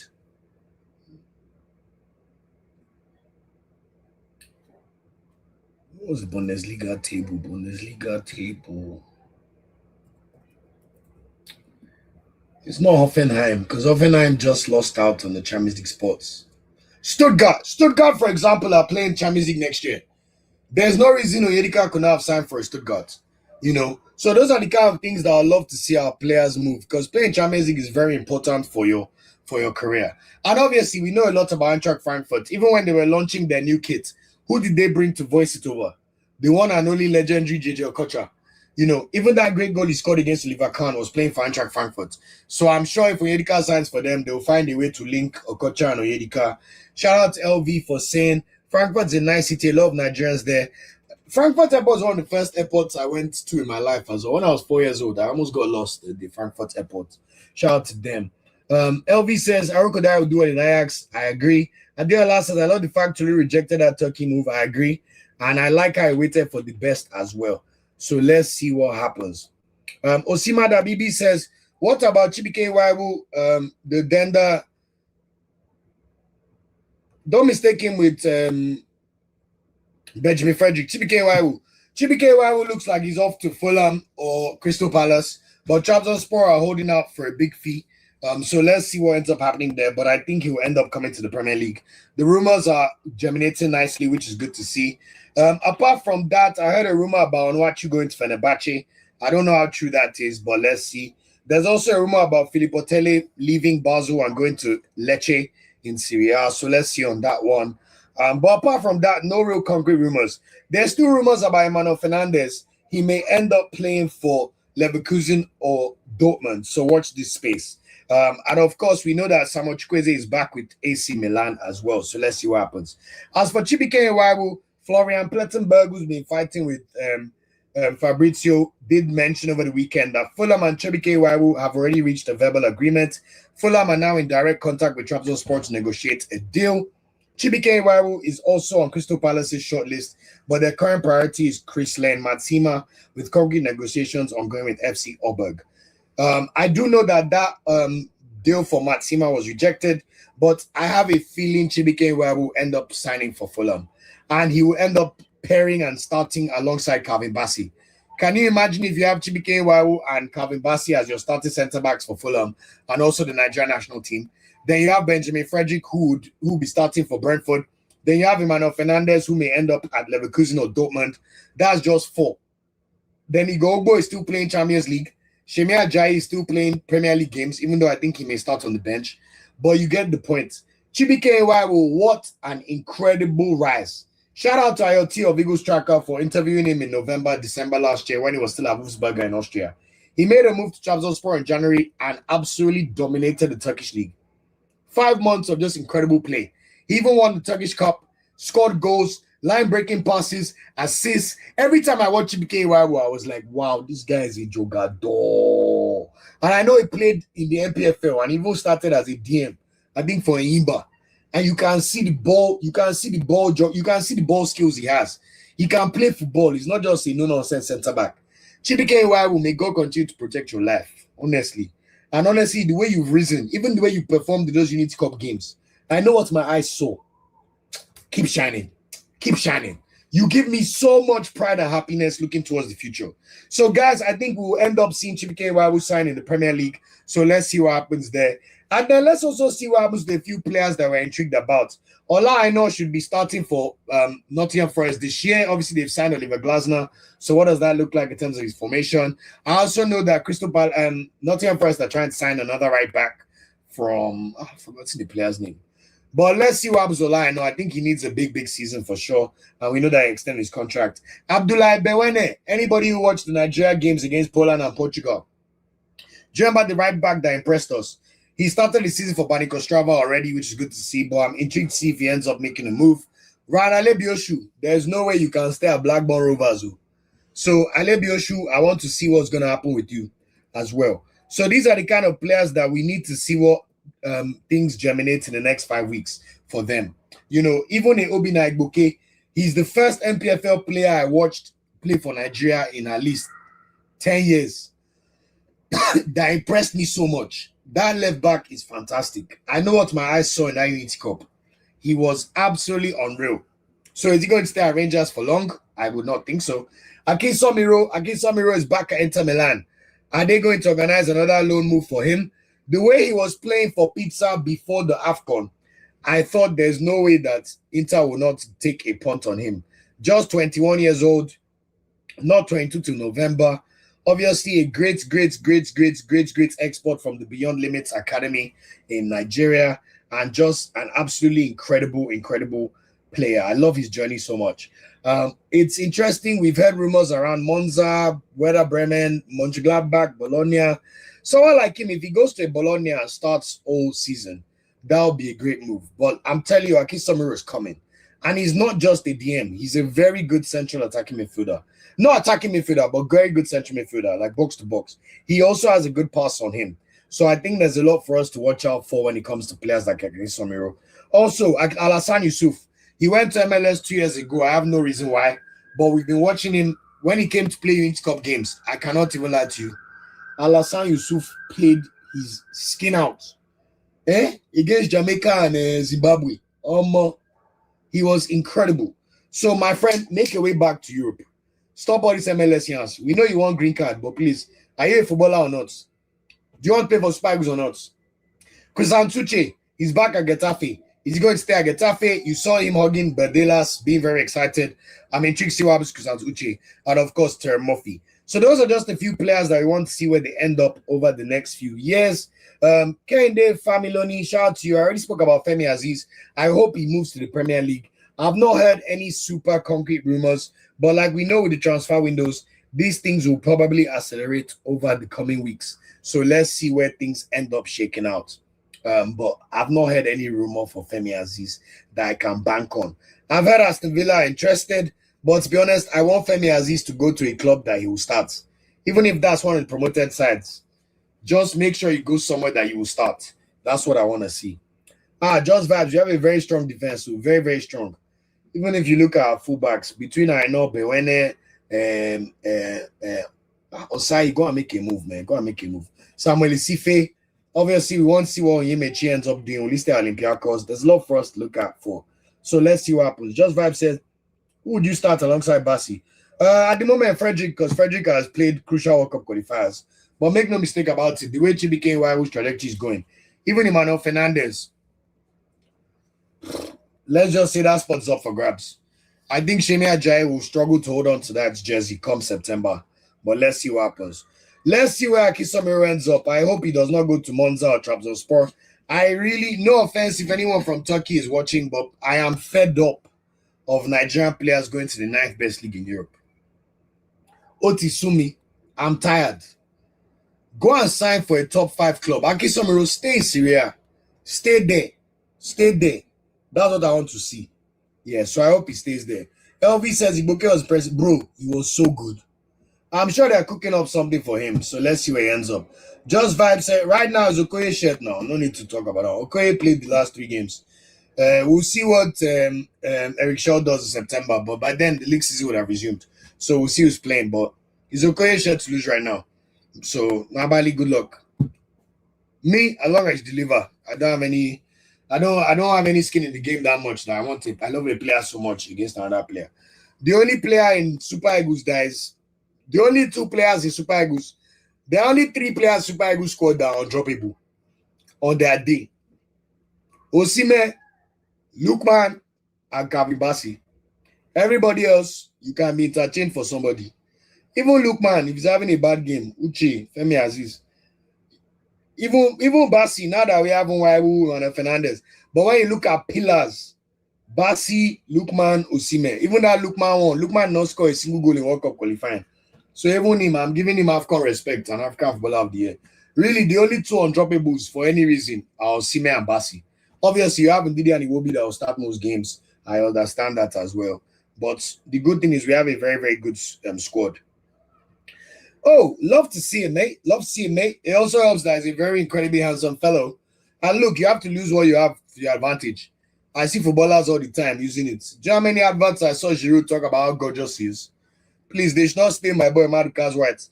Maduka, once season starts, please, make sure you dominate for Udinese again. And then we take it from there. It's even good for my Nigeria Super Eagles agenda. Can you imagine how many people know Maduka Okoye now? Then NFF will now carry them to Libya. And they will hijack the plane and they'll be stuck in an airport for one day. Can you imagine the way American press will cover the story? Maduka, please, make sure you remain in the public zeitgeist of knowledge. The same way Formula 1, I invite you to come and give the tire for who wins qualifying. Maduka, very good. So now, every time I come to Super Eagles, come and do those your vlogs. Let everybody be watching. So if they see any kind of nonsense pitch, they'll say, oh my God, how they have Maduka playing on that pitch? Yes. Gusau, we're coming for you. All you people that like mediocrity here. This one of the most famous people on the planet now. More famous than ever Osimhen. If you like, don't treat him right. Wait till CBS News carries your matter. Just wait. Keep liking mediocrity. If you like, don't worry. Maduka and Co, we are watching. We're all watching.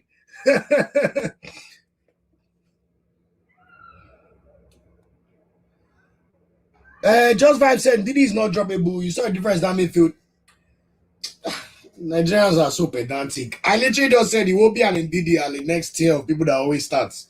The point is, if Ndidi is not playing a match, it's not as if the whole world will end. The point is, Nigeria's squad is good enough that there is no player that is that important. Even Osimhen, we watched ourselves play 4 games in June against Poland, Portugal, Zimbabwe. We beat almost everybody we should beat. We drew against Poland because they're last minute goal, lost Portugal 2-1, and Osimhen did not play. If it's by that, nobody's droppable. Understand my point. I thought it was very clear now. Just vibes. It's clear now. Osimhen and Bassey are the pillars of national team. But you have players, if you look at Nigeria starting next side, the players that pick themselves, Ndidi is there, Iwobi is there, Lookman is there, Osimhen is there, Ako is there right now. Bassey is there. Onyemechi is there right now. Onyemechi is undroppable. But that's 7 out of 11 positions. Goalkeeper right now, Okoye has the glove because nobody decided to stop playing football. Who ends up becoming Bassey's long-term partner is up for debates because Ajayi played well in AFCON and the last 2 AFCONs, but Frederick was starting in the World Cup qualifiers. And now we have Nwaiwu, we have Igogbo, we have Mene Fernandez. That's why that second centre-back position is up in the air. Right-back position, we know Ola is still a normal starting right-back. Osai Samuel had a good AFCON, but we've seen him had some really terrible games, especially against Iran or was it Jordan. And then we know Alebioshu is there, we know Isife is there, we know Bewene is there. So that's why I said second centre-back, right-back position, and also that Frank Onyeka position that we saw start. We saw Chukwueze play very well throughout all our games in June and March. We saw Alassane Yusuf play well. We know Onyedika can play well. So that's my point. Onyeka is potentially droppable. But don't mistake me for what I'm saying. I think it's very clear now. Some things will just be pedantic comments. You should be wondering that people listening to you or not. It's very interesting, Shah. Thank you. It's clear they're undroppable now. It's clear they're undroppable. Don't mistake my point. I hope I've clarified. I hope that's all clear, guys. Otto Konko, what happened to him, Aduba? That is not guaranteed.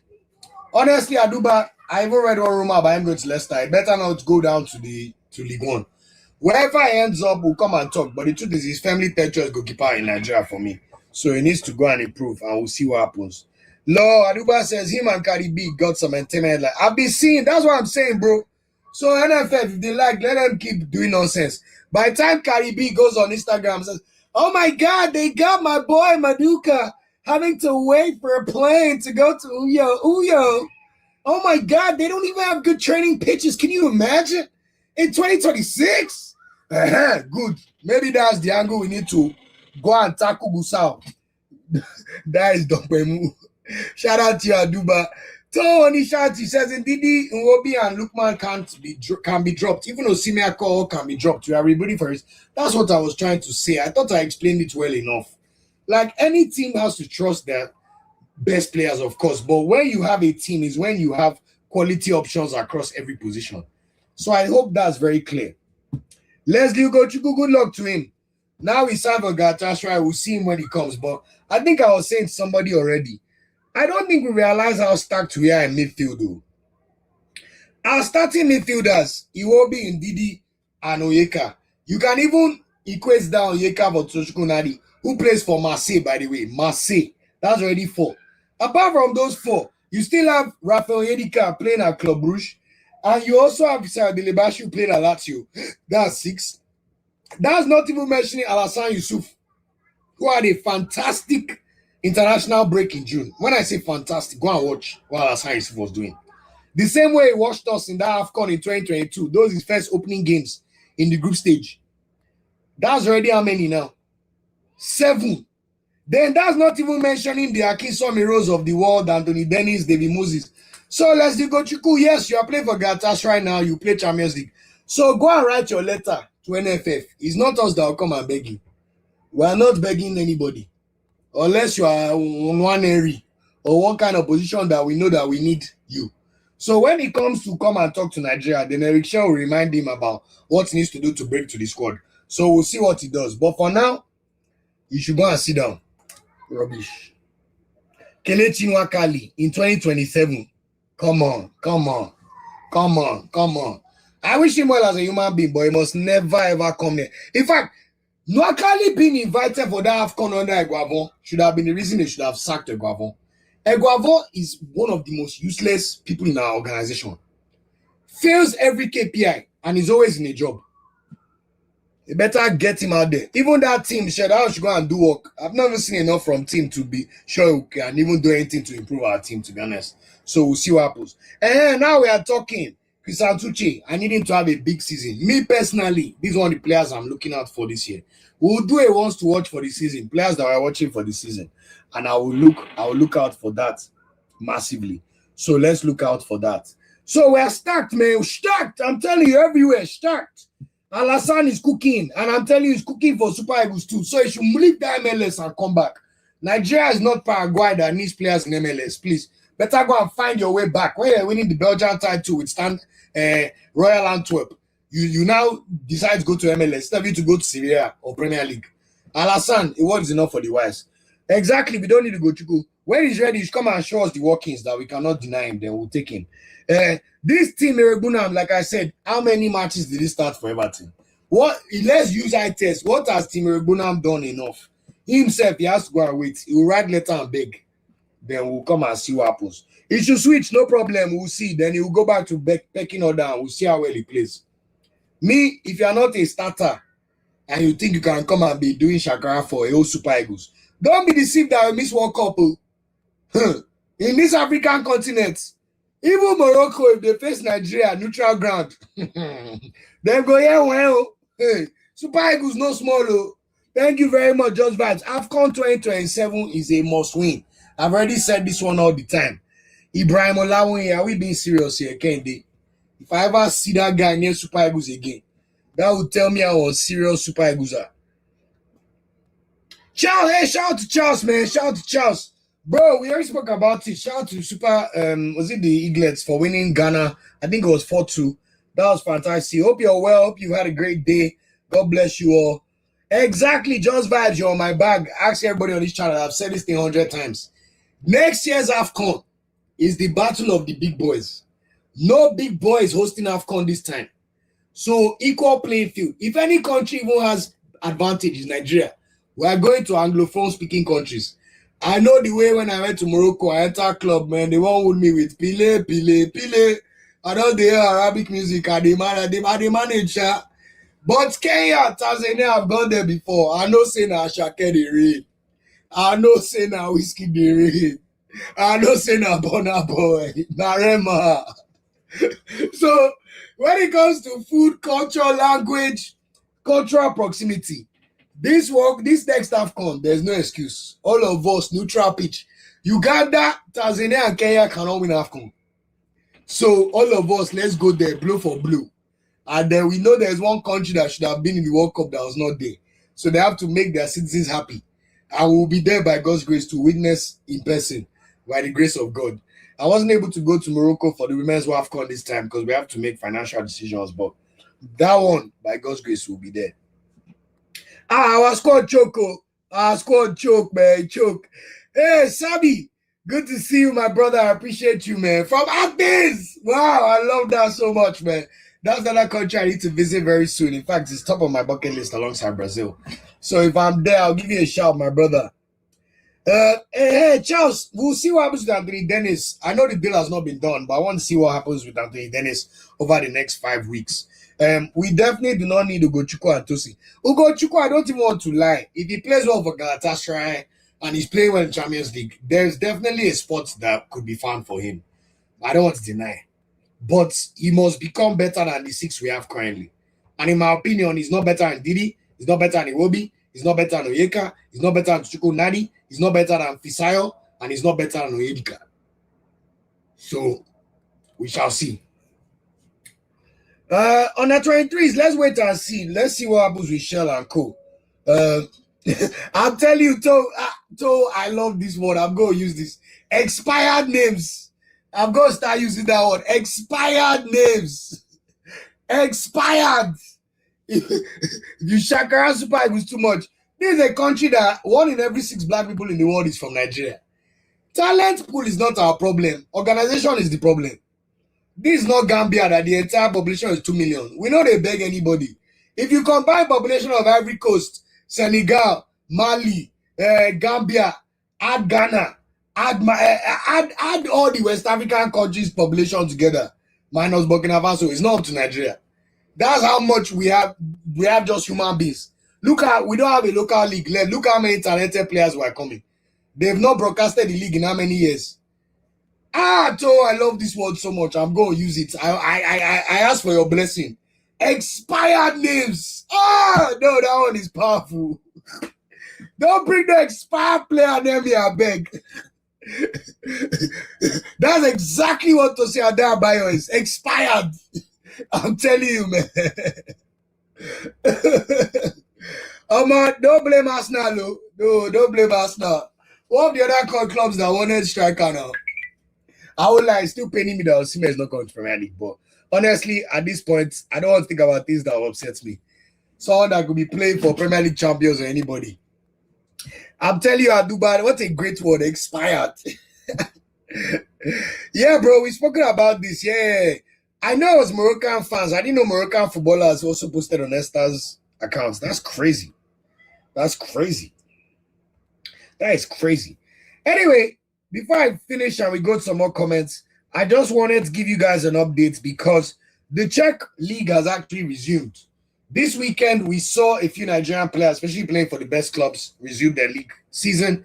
Some of you on this channel, you were mentioning this player to me throughout last season, and I am glad to report that Emmanuel Ayelsi, left winger, came off the bench, played only 2 minutes for Slavia Prague, but in those 2 minutes, he completed the most dribbles in the match and also won a penalty. I watched the highlights, and if you see the way this guy dribbled the shit out of those guys, it was from the right wing, though, even though he's a left winger, and won a penalty to make it 5-1, which was dispatched by his teammates. So Emmanuel Ayelsi, we have another left winger to track when it comes to Nigeria. So good luck, and that was a good start for him.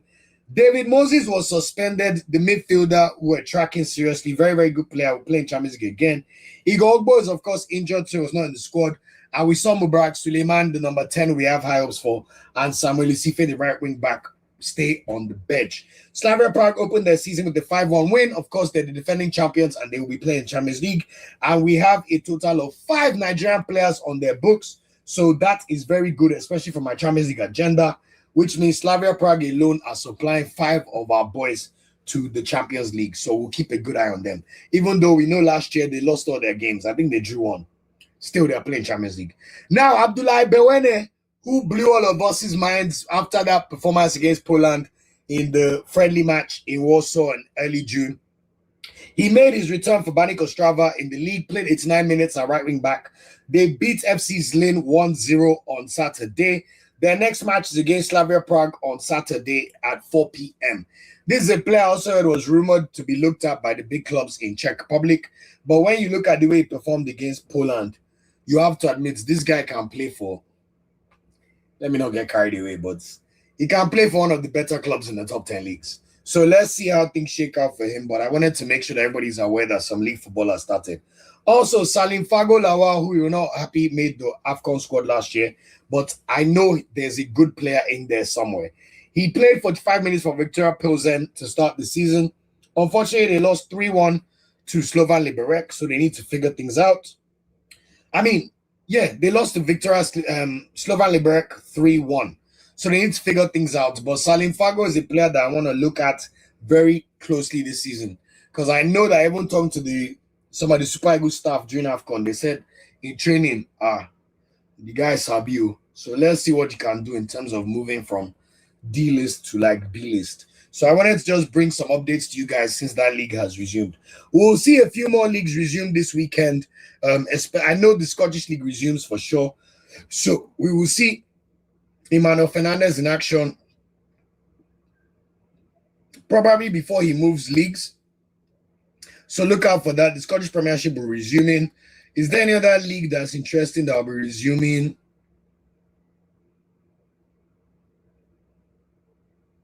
I need to do my research, but we'll bring it up to you. Obviously, the Scandinavian leagues are going ahead. Daniel Daga scored for Molde. Very happy for him. He was in tears. We all know about him being falsely accused for sexual assault, and he got acquitted. And that was his first game playing for Molde over the weekend. So I just want to send love to Daniel Daga. Obviously, we know that sometimes these things go wrong or right. And in this case, thankfully, he's been exonerated. So let's see if he can reboot his career. And he already scored again on the weekend. So that was really good to see. And now he can resurrect his career and go forward. So let's see how things go. And finally, I just want you people to know how shameless these people are. Ibrahim Gusau. This man had the temerity to post a flyer about him wanting to be re-elected as NFF president. I said, what kind of insulting behavior is this? Can you imagine? He had the temerity to tell us that he wants. Let me show you guys this flyer so that you know that.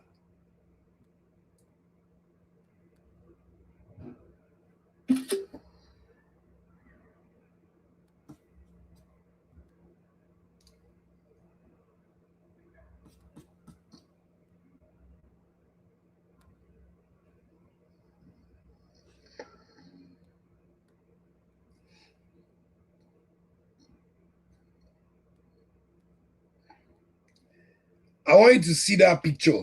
Yes. Look at what Mr. Gusau was posting. He did not even post it himself. Oh. Thank God for Sasso Bayawan that was able to bring the updates to our awareness so that we can see what's going on. Yeah, you guys can see the control room. This is where I have to control all the updates on OBS. Says leadership. Just look at the lines. Leadership, vision, progress, building a greater future for Nigeria football. Ibrahim Gusau. Continuity 2026. This man, we failed to make back-to-back World Cups under this bold master of incompetence. Nigeria Football Federation presidency election. September 2026. This is what I need, Charles. Charles, we need to go and find all the information now. Let's be hammering these guys. Can you imagine? Gusau 4+4 Solidarity Forum. Who are these donkeys in this Solidarity Forum? Committed to excellence. He said committed to excellence. Look at these donkeys. Committed to excellence. Oh, God. Mr. Gusau, he remains small. Let's not swear for you. But, guys, this is the kind of nonsense they are doing through the back doors. When they think none of us are watching or we cannot see the nonsense that they are trying to bring into our football. I wanted you guys to see for yourselves. So you can see that these people, what they've done is not enough. They don't even have respect enough to leave. Do you know that Italy, even Paolo Maldini, that was made the new president of the FA, I was about to sign Andrea Pirlo. Out of principle, because the Italian government said they don't want Pirlo there because he did something with the Russian brand before, Paolo Maldini resigned his role today. Today, he has not even been in charge for one competitive match yet too, as the president of the Italian. Paolo Maldini, greatest Italian defender ever alongside Baresi, or one of the greatest in footballing history. Even him, he can leave Italian FA. But it's Gusau with his bald. No offense to anybody that's bald, but you have to understand how these bald people are pissing me off. Infantino bald, Motsepe bald, Gusau bald, Pinnick bald. All the bald people that are causing me problems in my life through football, they're all bald and useless. And it's so annoying. And it's so annoying. Look at this man. Look at him. Now you know how to wear suits. Where are the KPIs?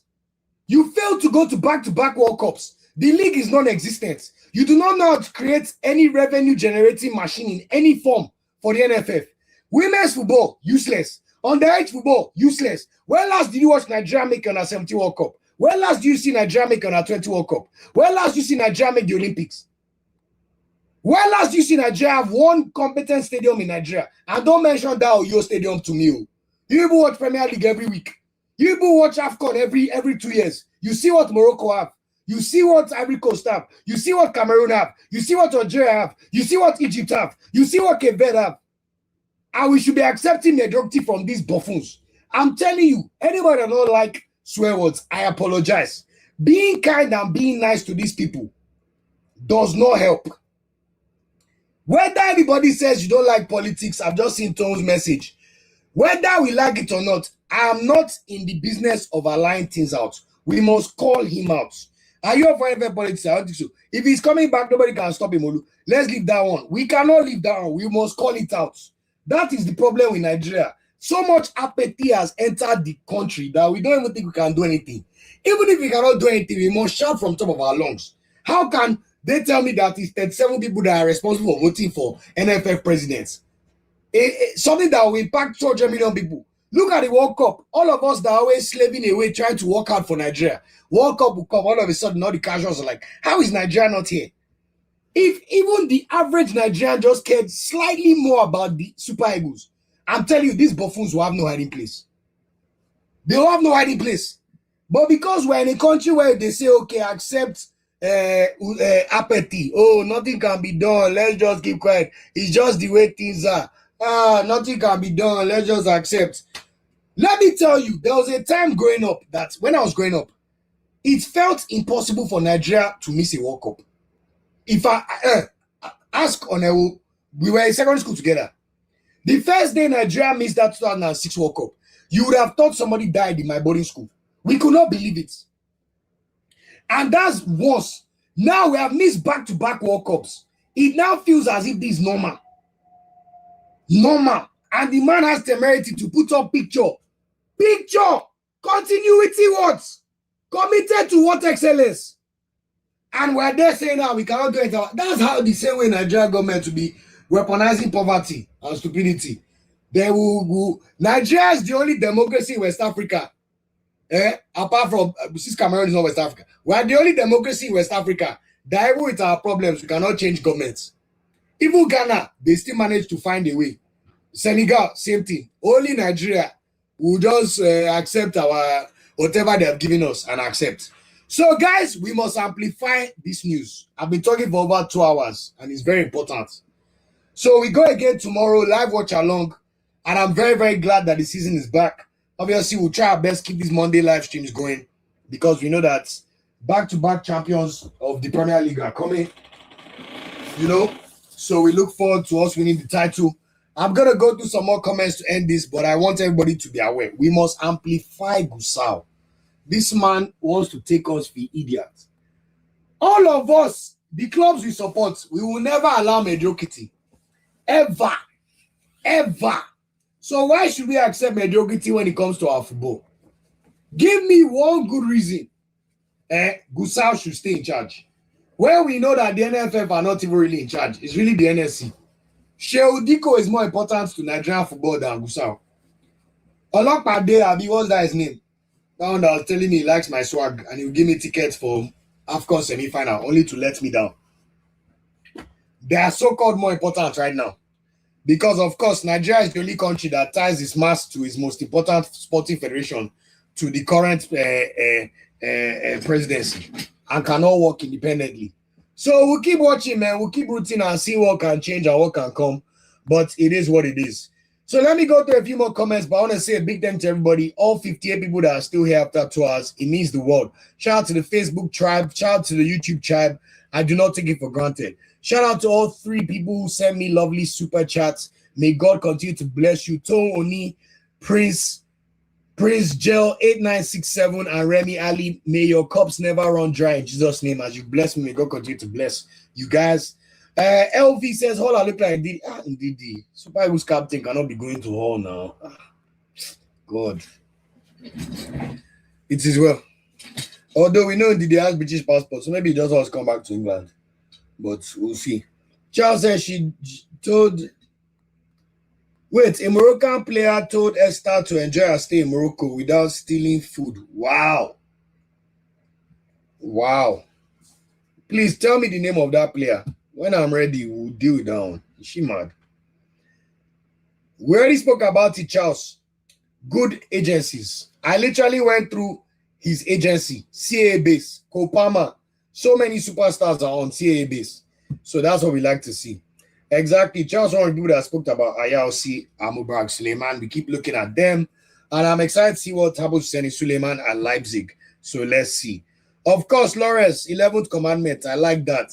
What's that word someone taught me again today? Expired players. So that was a fantastic word as well. Expired players. I'm telling you, they think we're idiots. I'm so sorry if anybody's bored on the chat. I did not mean it personally. I love everybody that is bored. Some of my best friends are bored. But right now, some of the people that are holding our football stage at all levels, they need some smoke. I'm so sorry. Bro, so insulting. Thank God Osasu licked it. I'm telling you. We don't need this lazy, incompetent, and mediocre press. That's my biggest problem with this Gusau man and Eguavon and co. They are exceptional as being mediocre. Exceptional. They can't even think outside of the box. They cannot do more than what they are. I'm telling you, they cannot. I wish I was lying. They cannot. So it is what it is, man. We go again. I wish everybody well. Abby says, "Will you get mad?" I've always had strong man. I'm telling you, I have been. No. Hey. When I was going, hey, no, my mouth is like razor blade, as we say in Nigeria. Or razor blade. As you can have bad mouth when you want to use it. Well, I hope you guys also see my kindness in the moments. I try to spread love and joy all the time.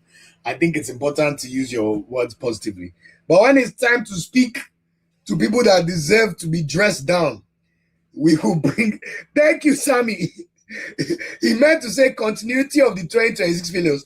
Do you know how insulting it is that Nigeria was not in a World Cup of 48 teams? 10 countries from Africa were there. Super Eagles were not there. And you have the temerity to post flyer that you want re-election. Hey, God. God, what do we do to deserve this? Look at our music industry. Thank God there's no need for government interference. I went to watch Ashake's show with Spotify a few weeks ago. All those clips you have seen of that Ashake concert, I was there. The live Ashake Money album has dropped on Spotify.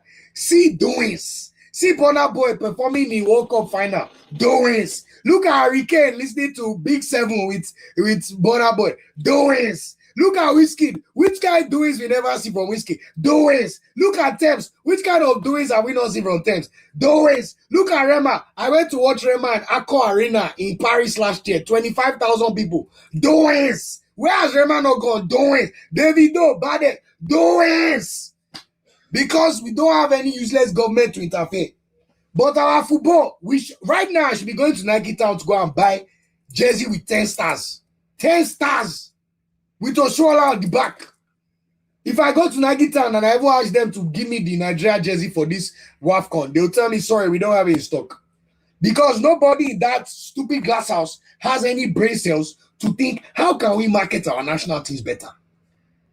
Why is it that every country on earth, every big company on earth that has been thriving for years still takes marketing very seriously and advertising? Oh, why do they do? Do they have two heads? Oh, why does Coca-Cola still spend so much money every year on marketing? Oh, why do they do all this influencer marketing and diversify their marketing portfolio? Oh, maybe there's something to learn there. But no, have you heard Gusau talk? Go and watch the interview I did talking about Gusau after I watched one of the interview. The man, how do I say this respectfully? His brain capacity is not that high. Let's just leave it at that and go on. So we move. Charles says, no, nobody wants him there. Even Jagaban. That's why he's trying so bad to come back. Wow. So even the government does not want Gusau there. Lord, that's interesting. Hey, who made it? Hey, where's Taiwo? Hey, where's my boy? Taiwo! Shout to you, Taiwo, every day, every time. Taiwo's another person that I appreciate so much on this channel. Say, big up namesake. There are many Nigerian youngsters I'm currently tracking. Also, Taiwo's track record is fantastic with these youngsters. Besides, Bruno Yemechi will make a big move. Oh, I like that. Is Bruno Yemechi's move looking soon? In fact, I was looking at Emmanuel Ume yesterday because I know the Swiss League started. And I know he was going to play. I have him on my list as well. I appreciate you always, Taiwo, man. Thank you. What club is trying to sign Bruno Yemechi? That'll be amazing to see. Hey, no, we got a live watch along tomorrow, man. Shout out to everybody. That's why let me wrap up soon so that I can go and walk and live my life small, and then we go again. Let me go and watch the new House of Dragon. Because you know in life, you walk out during the day. I should have done my run in the morning. Now it's 10:20. I don't feel like running. Anyway, we'll eat healthy and we'll relax and we'll go again tomorrow. But watch along, man. We're locked in. We're locked in tomorrow, 9 p.m., guys. Be there or be squared. This is why I like Taiwo. And Angelo Agbejoye of Joe Gardens. Joe Gardens are the team I watched play against Zadokiana's Aiko in his final match for Aiko when he got that assist that he told me I could not film beside the pitch. But if I was standing here, Zadokiana was here. I watched him get his last assist in Swedish football. I said, oh, look, man, God is good. Like a few weeks later, I signed for Brighton. Stanley Anacho, I'm tracking him as well. I know he started off the bench for them over the weekend. There's another player at FC Midtjylland. I saw his name. I've forgotten his name. Peter Agba, I still want to see more. Adeshino Ayodele. Leo. Is that another one of our foreign-born?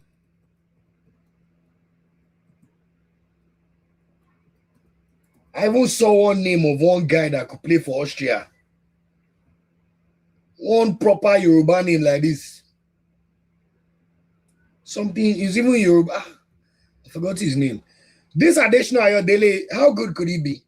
I have Peter Odekpolo on my radar as well. Shout out to you always, Taiwo.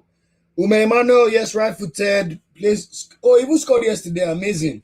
What of the Onyemechi? Okay, Onyemechi, Taiwo says, Bruno Yemechi has interest in Spain, Germany, and Turkey. Please don't go to Turkey, man. Please. I like Turkey, but I'm God. My players need to stop going to Turkey, man. Thank you so much for this expo. Sharing. Let me go and make sure I watch this donkey. Come and be abusing our player. You don't have shame. After we spanked your yash in AFCON final. And the thing that is annoying is most Moroccans are lovely people, though. If you see the way they showed me love in Morocco last year. But I know, of course, there'll be one or two twats. This one, she's even 32 years old. She should know better. What kind of Dokmemu is this?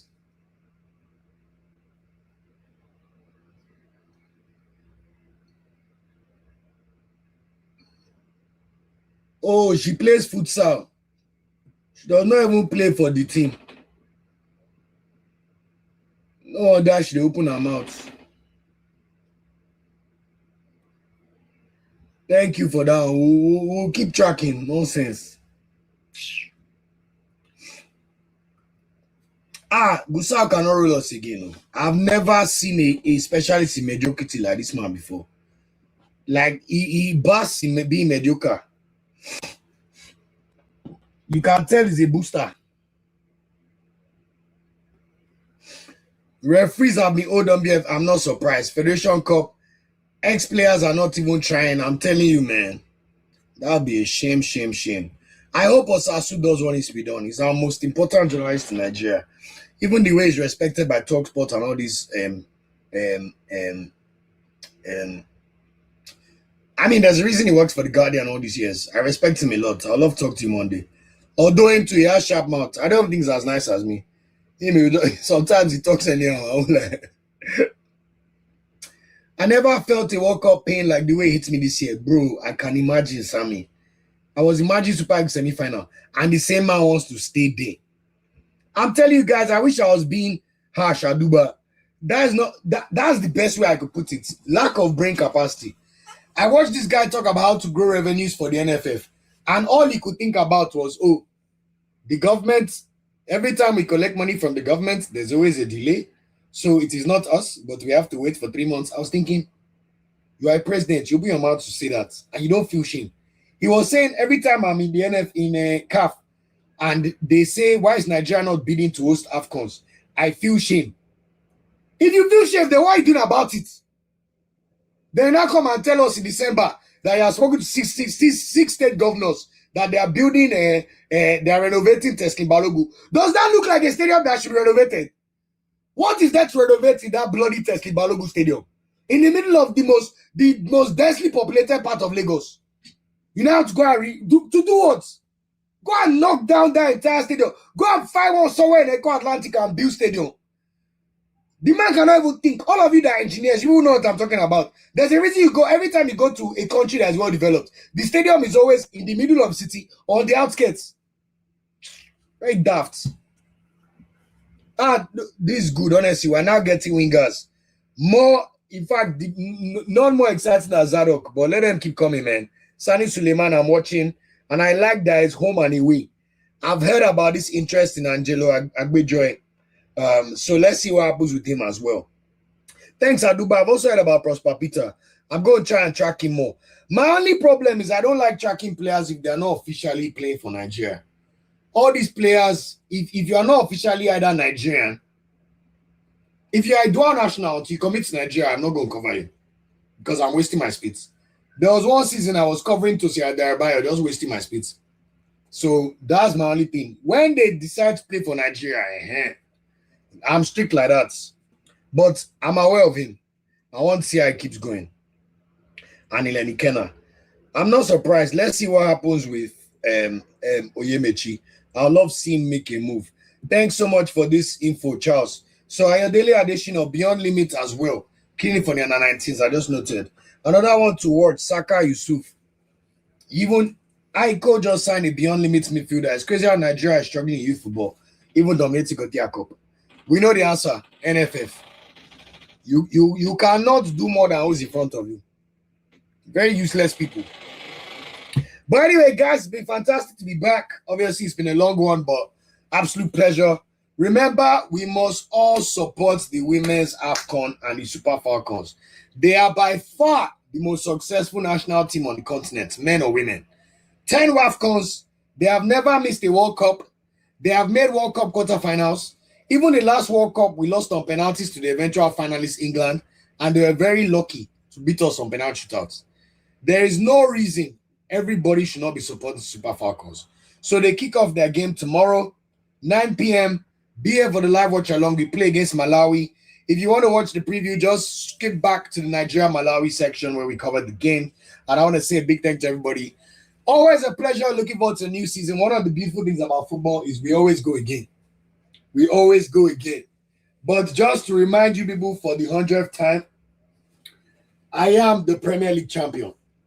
25-26. Till the day the history books die, Arsenal were Premier League champions. Look, Nike even produced ball for the World Cup for us, but we not make the World Cup. If I show you one fine drip Nike made for the World Cup, oh my God. Look at the kind of things Nike were prepared to make for us.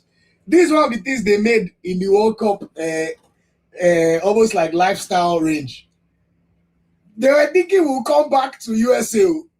Then Gusau now has the temerity to remain there. That blockhead. Better get out of there immediately. Very crazy guy. But much love to everybody. Let me go through the last 4 comments and round out. Sammy says, Olu, how do you feel about the loss of South Africa female? I feel good too, but honestly, I'm not worried. I thought we'll play South Africa in semi-final, and I think we still may. The only teams that could stop us from winning this WAFCON are Morocco, South Africa, and Zambia. So if we beat South Africa, already look like they're not ready. Zambia, if we give them like we gave them 5-0 in the group stage game on Saturday, I wouldn't worry too much about them. And then I'm just hoping we play Morocco in that final. But the good news is I think we may even get to play Ghana in quarterfinal. If they finish second in their group, we'll see what going on.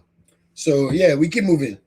I've been meaning to ask, we don't even have futsal. Charles, look at all the problems we get. Futsal. When last did Nigeria put a beach football team? Gusau. I don't even feel bad saying this, but may God forgive you. Let's use the right words. Yes, Tago's always mentioned Promise Meliga, I'm aware, ILC, Sani Suleiman, we're going to cover him fully throughout next season. Shedrack Egbo, Shola Ogundano. Taiwo has mentioned Shola Ogundano a couple times. Emmanuel Chegbo, Emmanuel Ume, I'm aware of him as well. And of course, Zadok.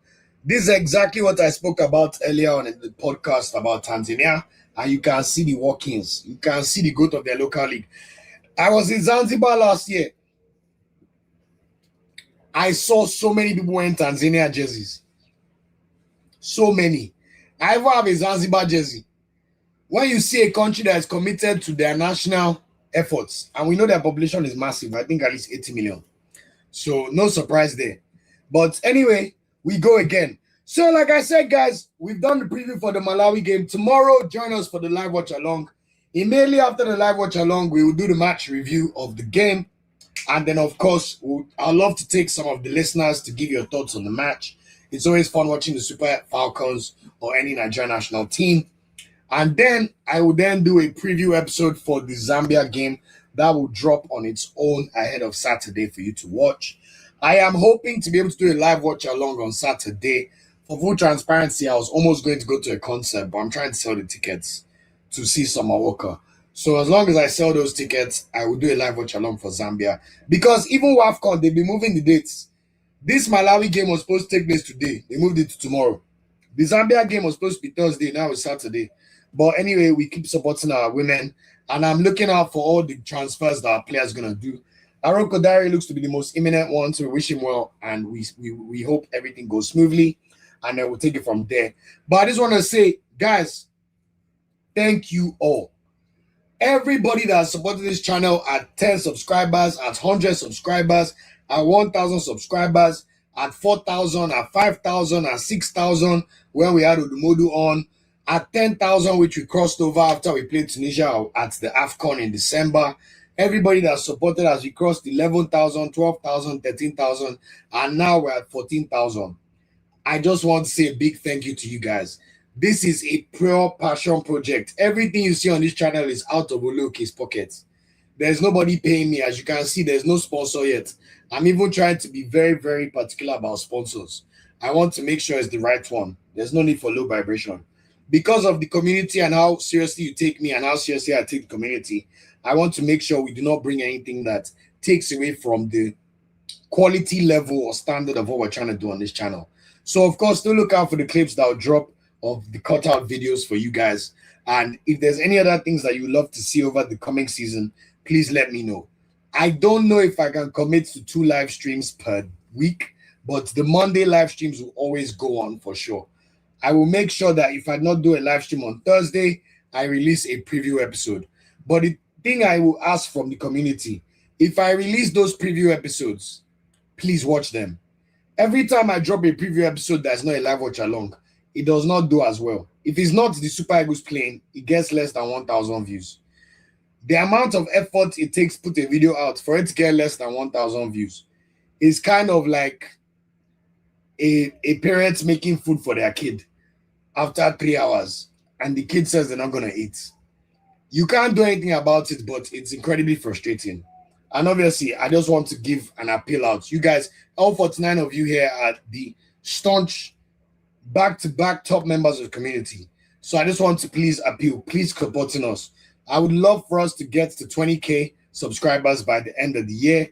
That is still the goal. It's been a slower year as we're moving, but I don't ever want to despise days of humble beginnings. I've been doing this podcast for over 5.5 years. And for the first 5.5 years, we never have up to 1,000 subscribers. Just to tell you how much I love Super Eagles. And now I'll continue to tackle this as a man. So it's not now that we now have background and nice camera and lights here and equipment that will now stop. It's just a case of balancing it with the day job. Because obviously we have to focus on what pays our bills and keeps the light over the roof of our head. Maybe one day, Nigeria Football Weekly will be big enough that I can earn enough from the channel to live. But that day is not here yet.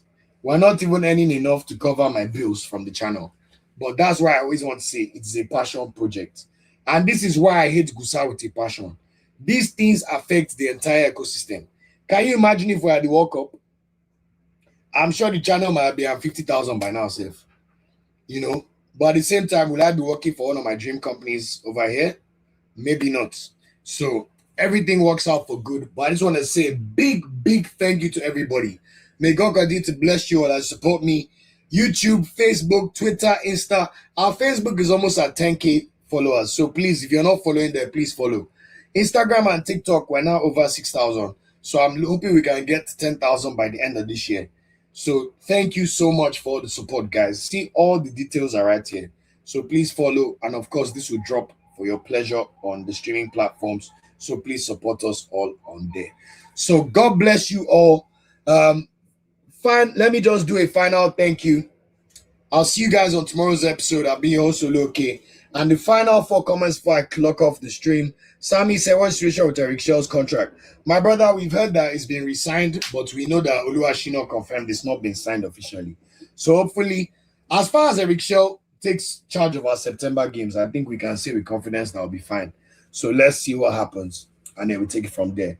Charles is talking about our futsal team, I believe.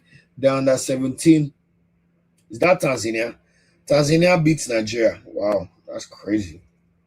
Crazy. Be Easy says, vote Gusau for a continuity of not qualifying to World Cups. I think we need to double down on that. Since he wants to create a poster, let's create one for him to talk about what he really means. And I'm going to steal that. Much love, Be Easy.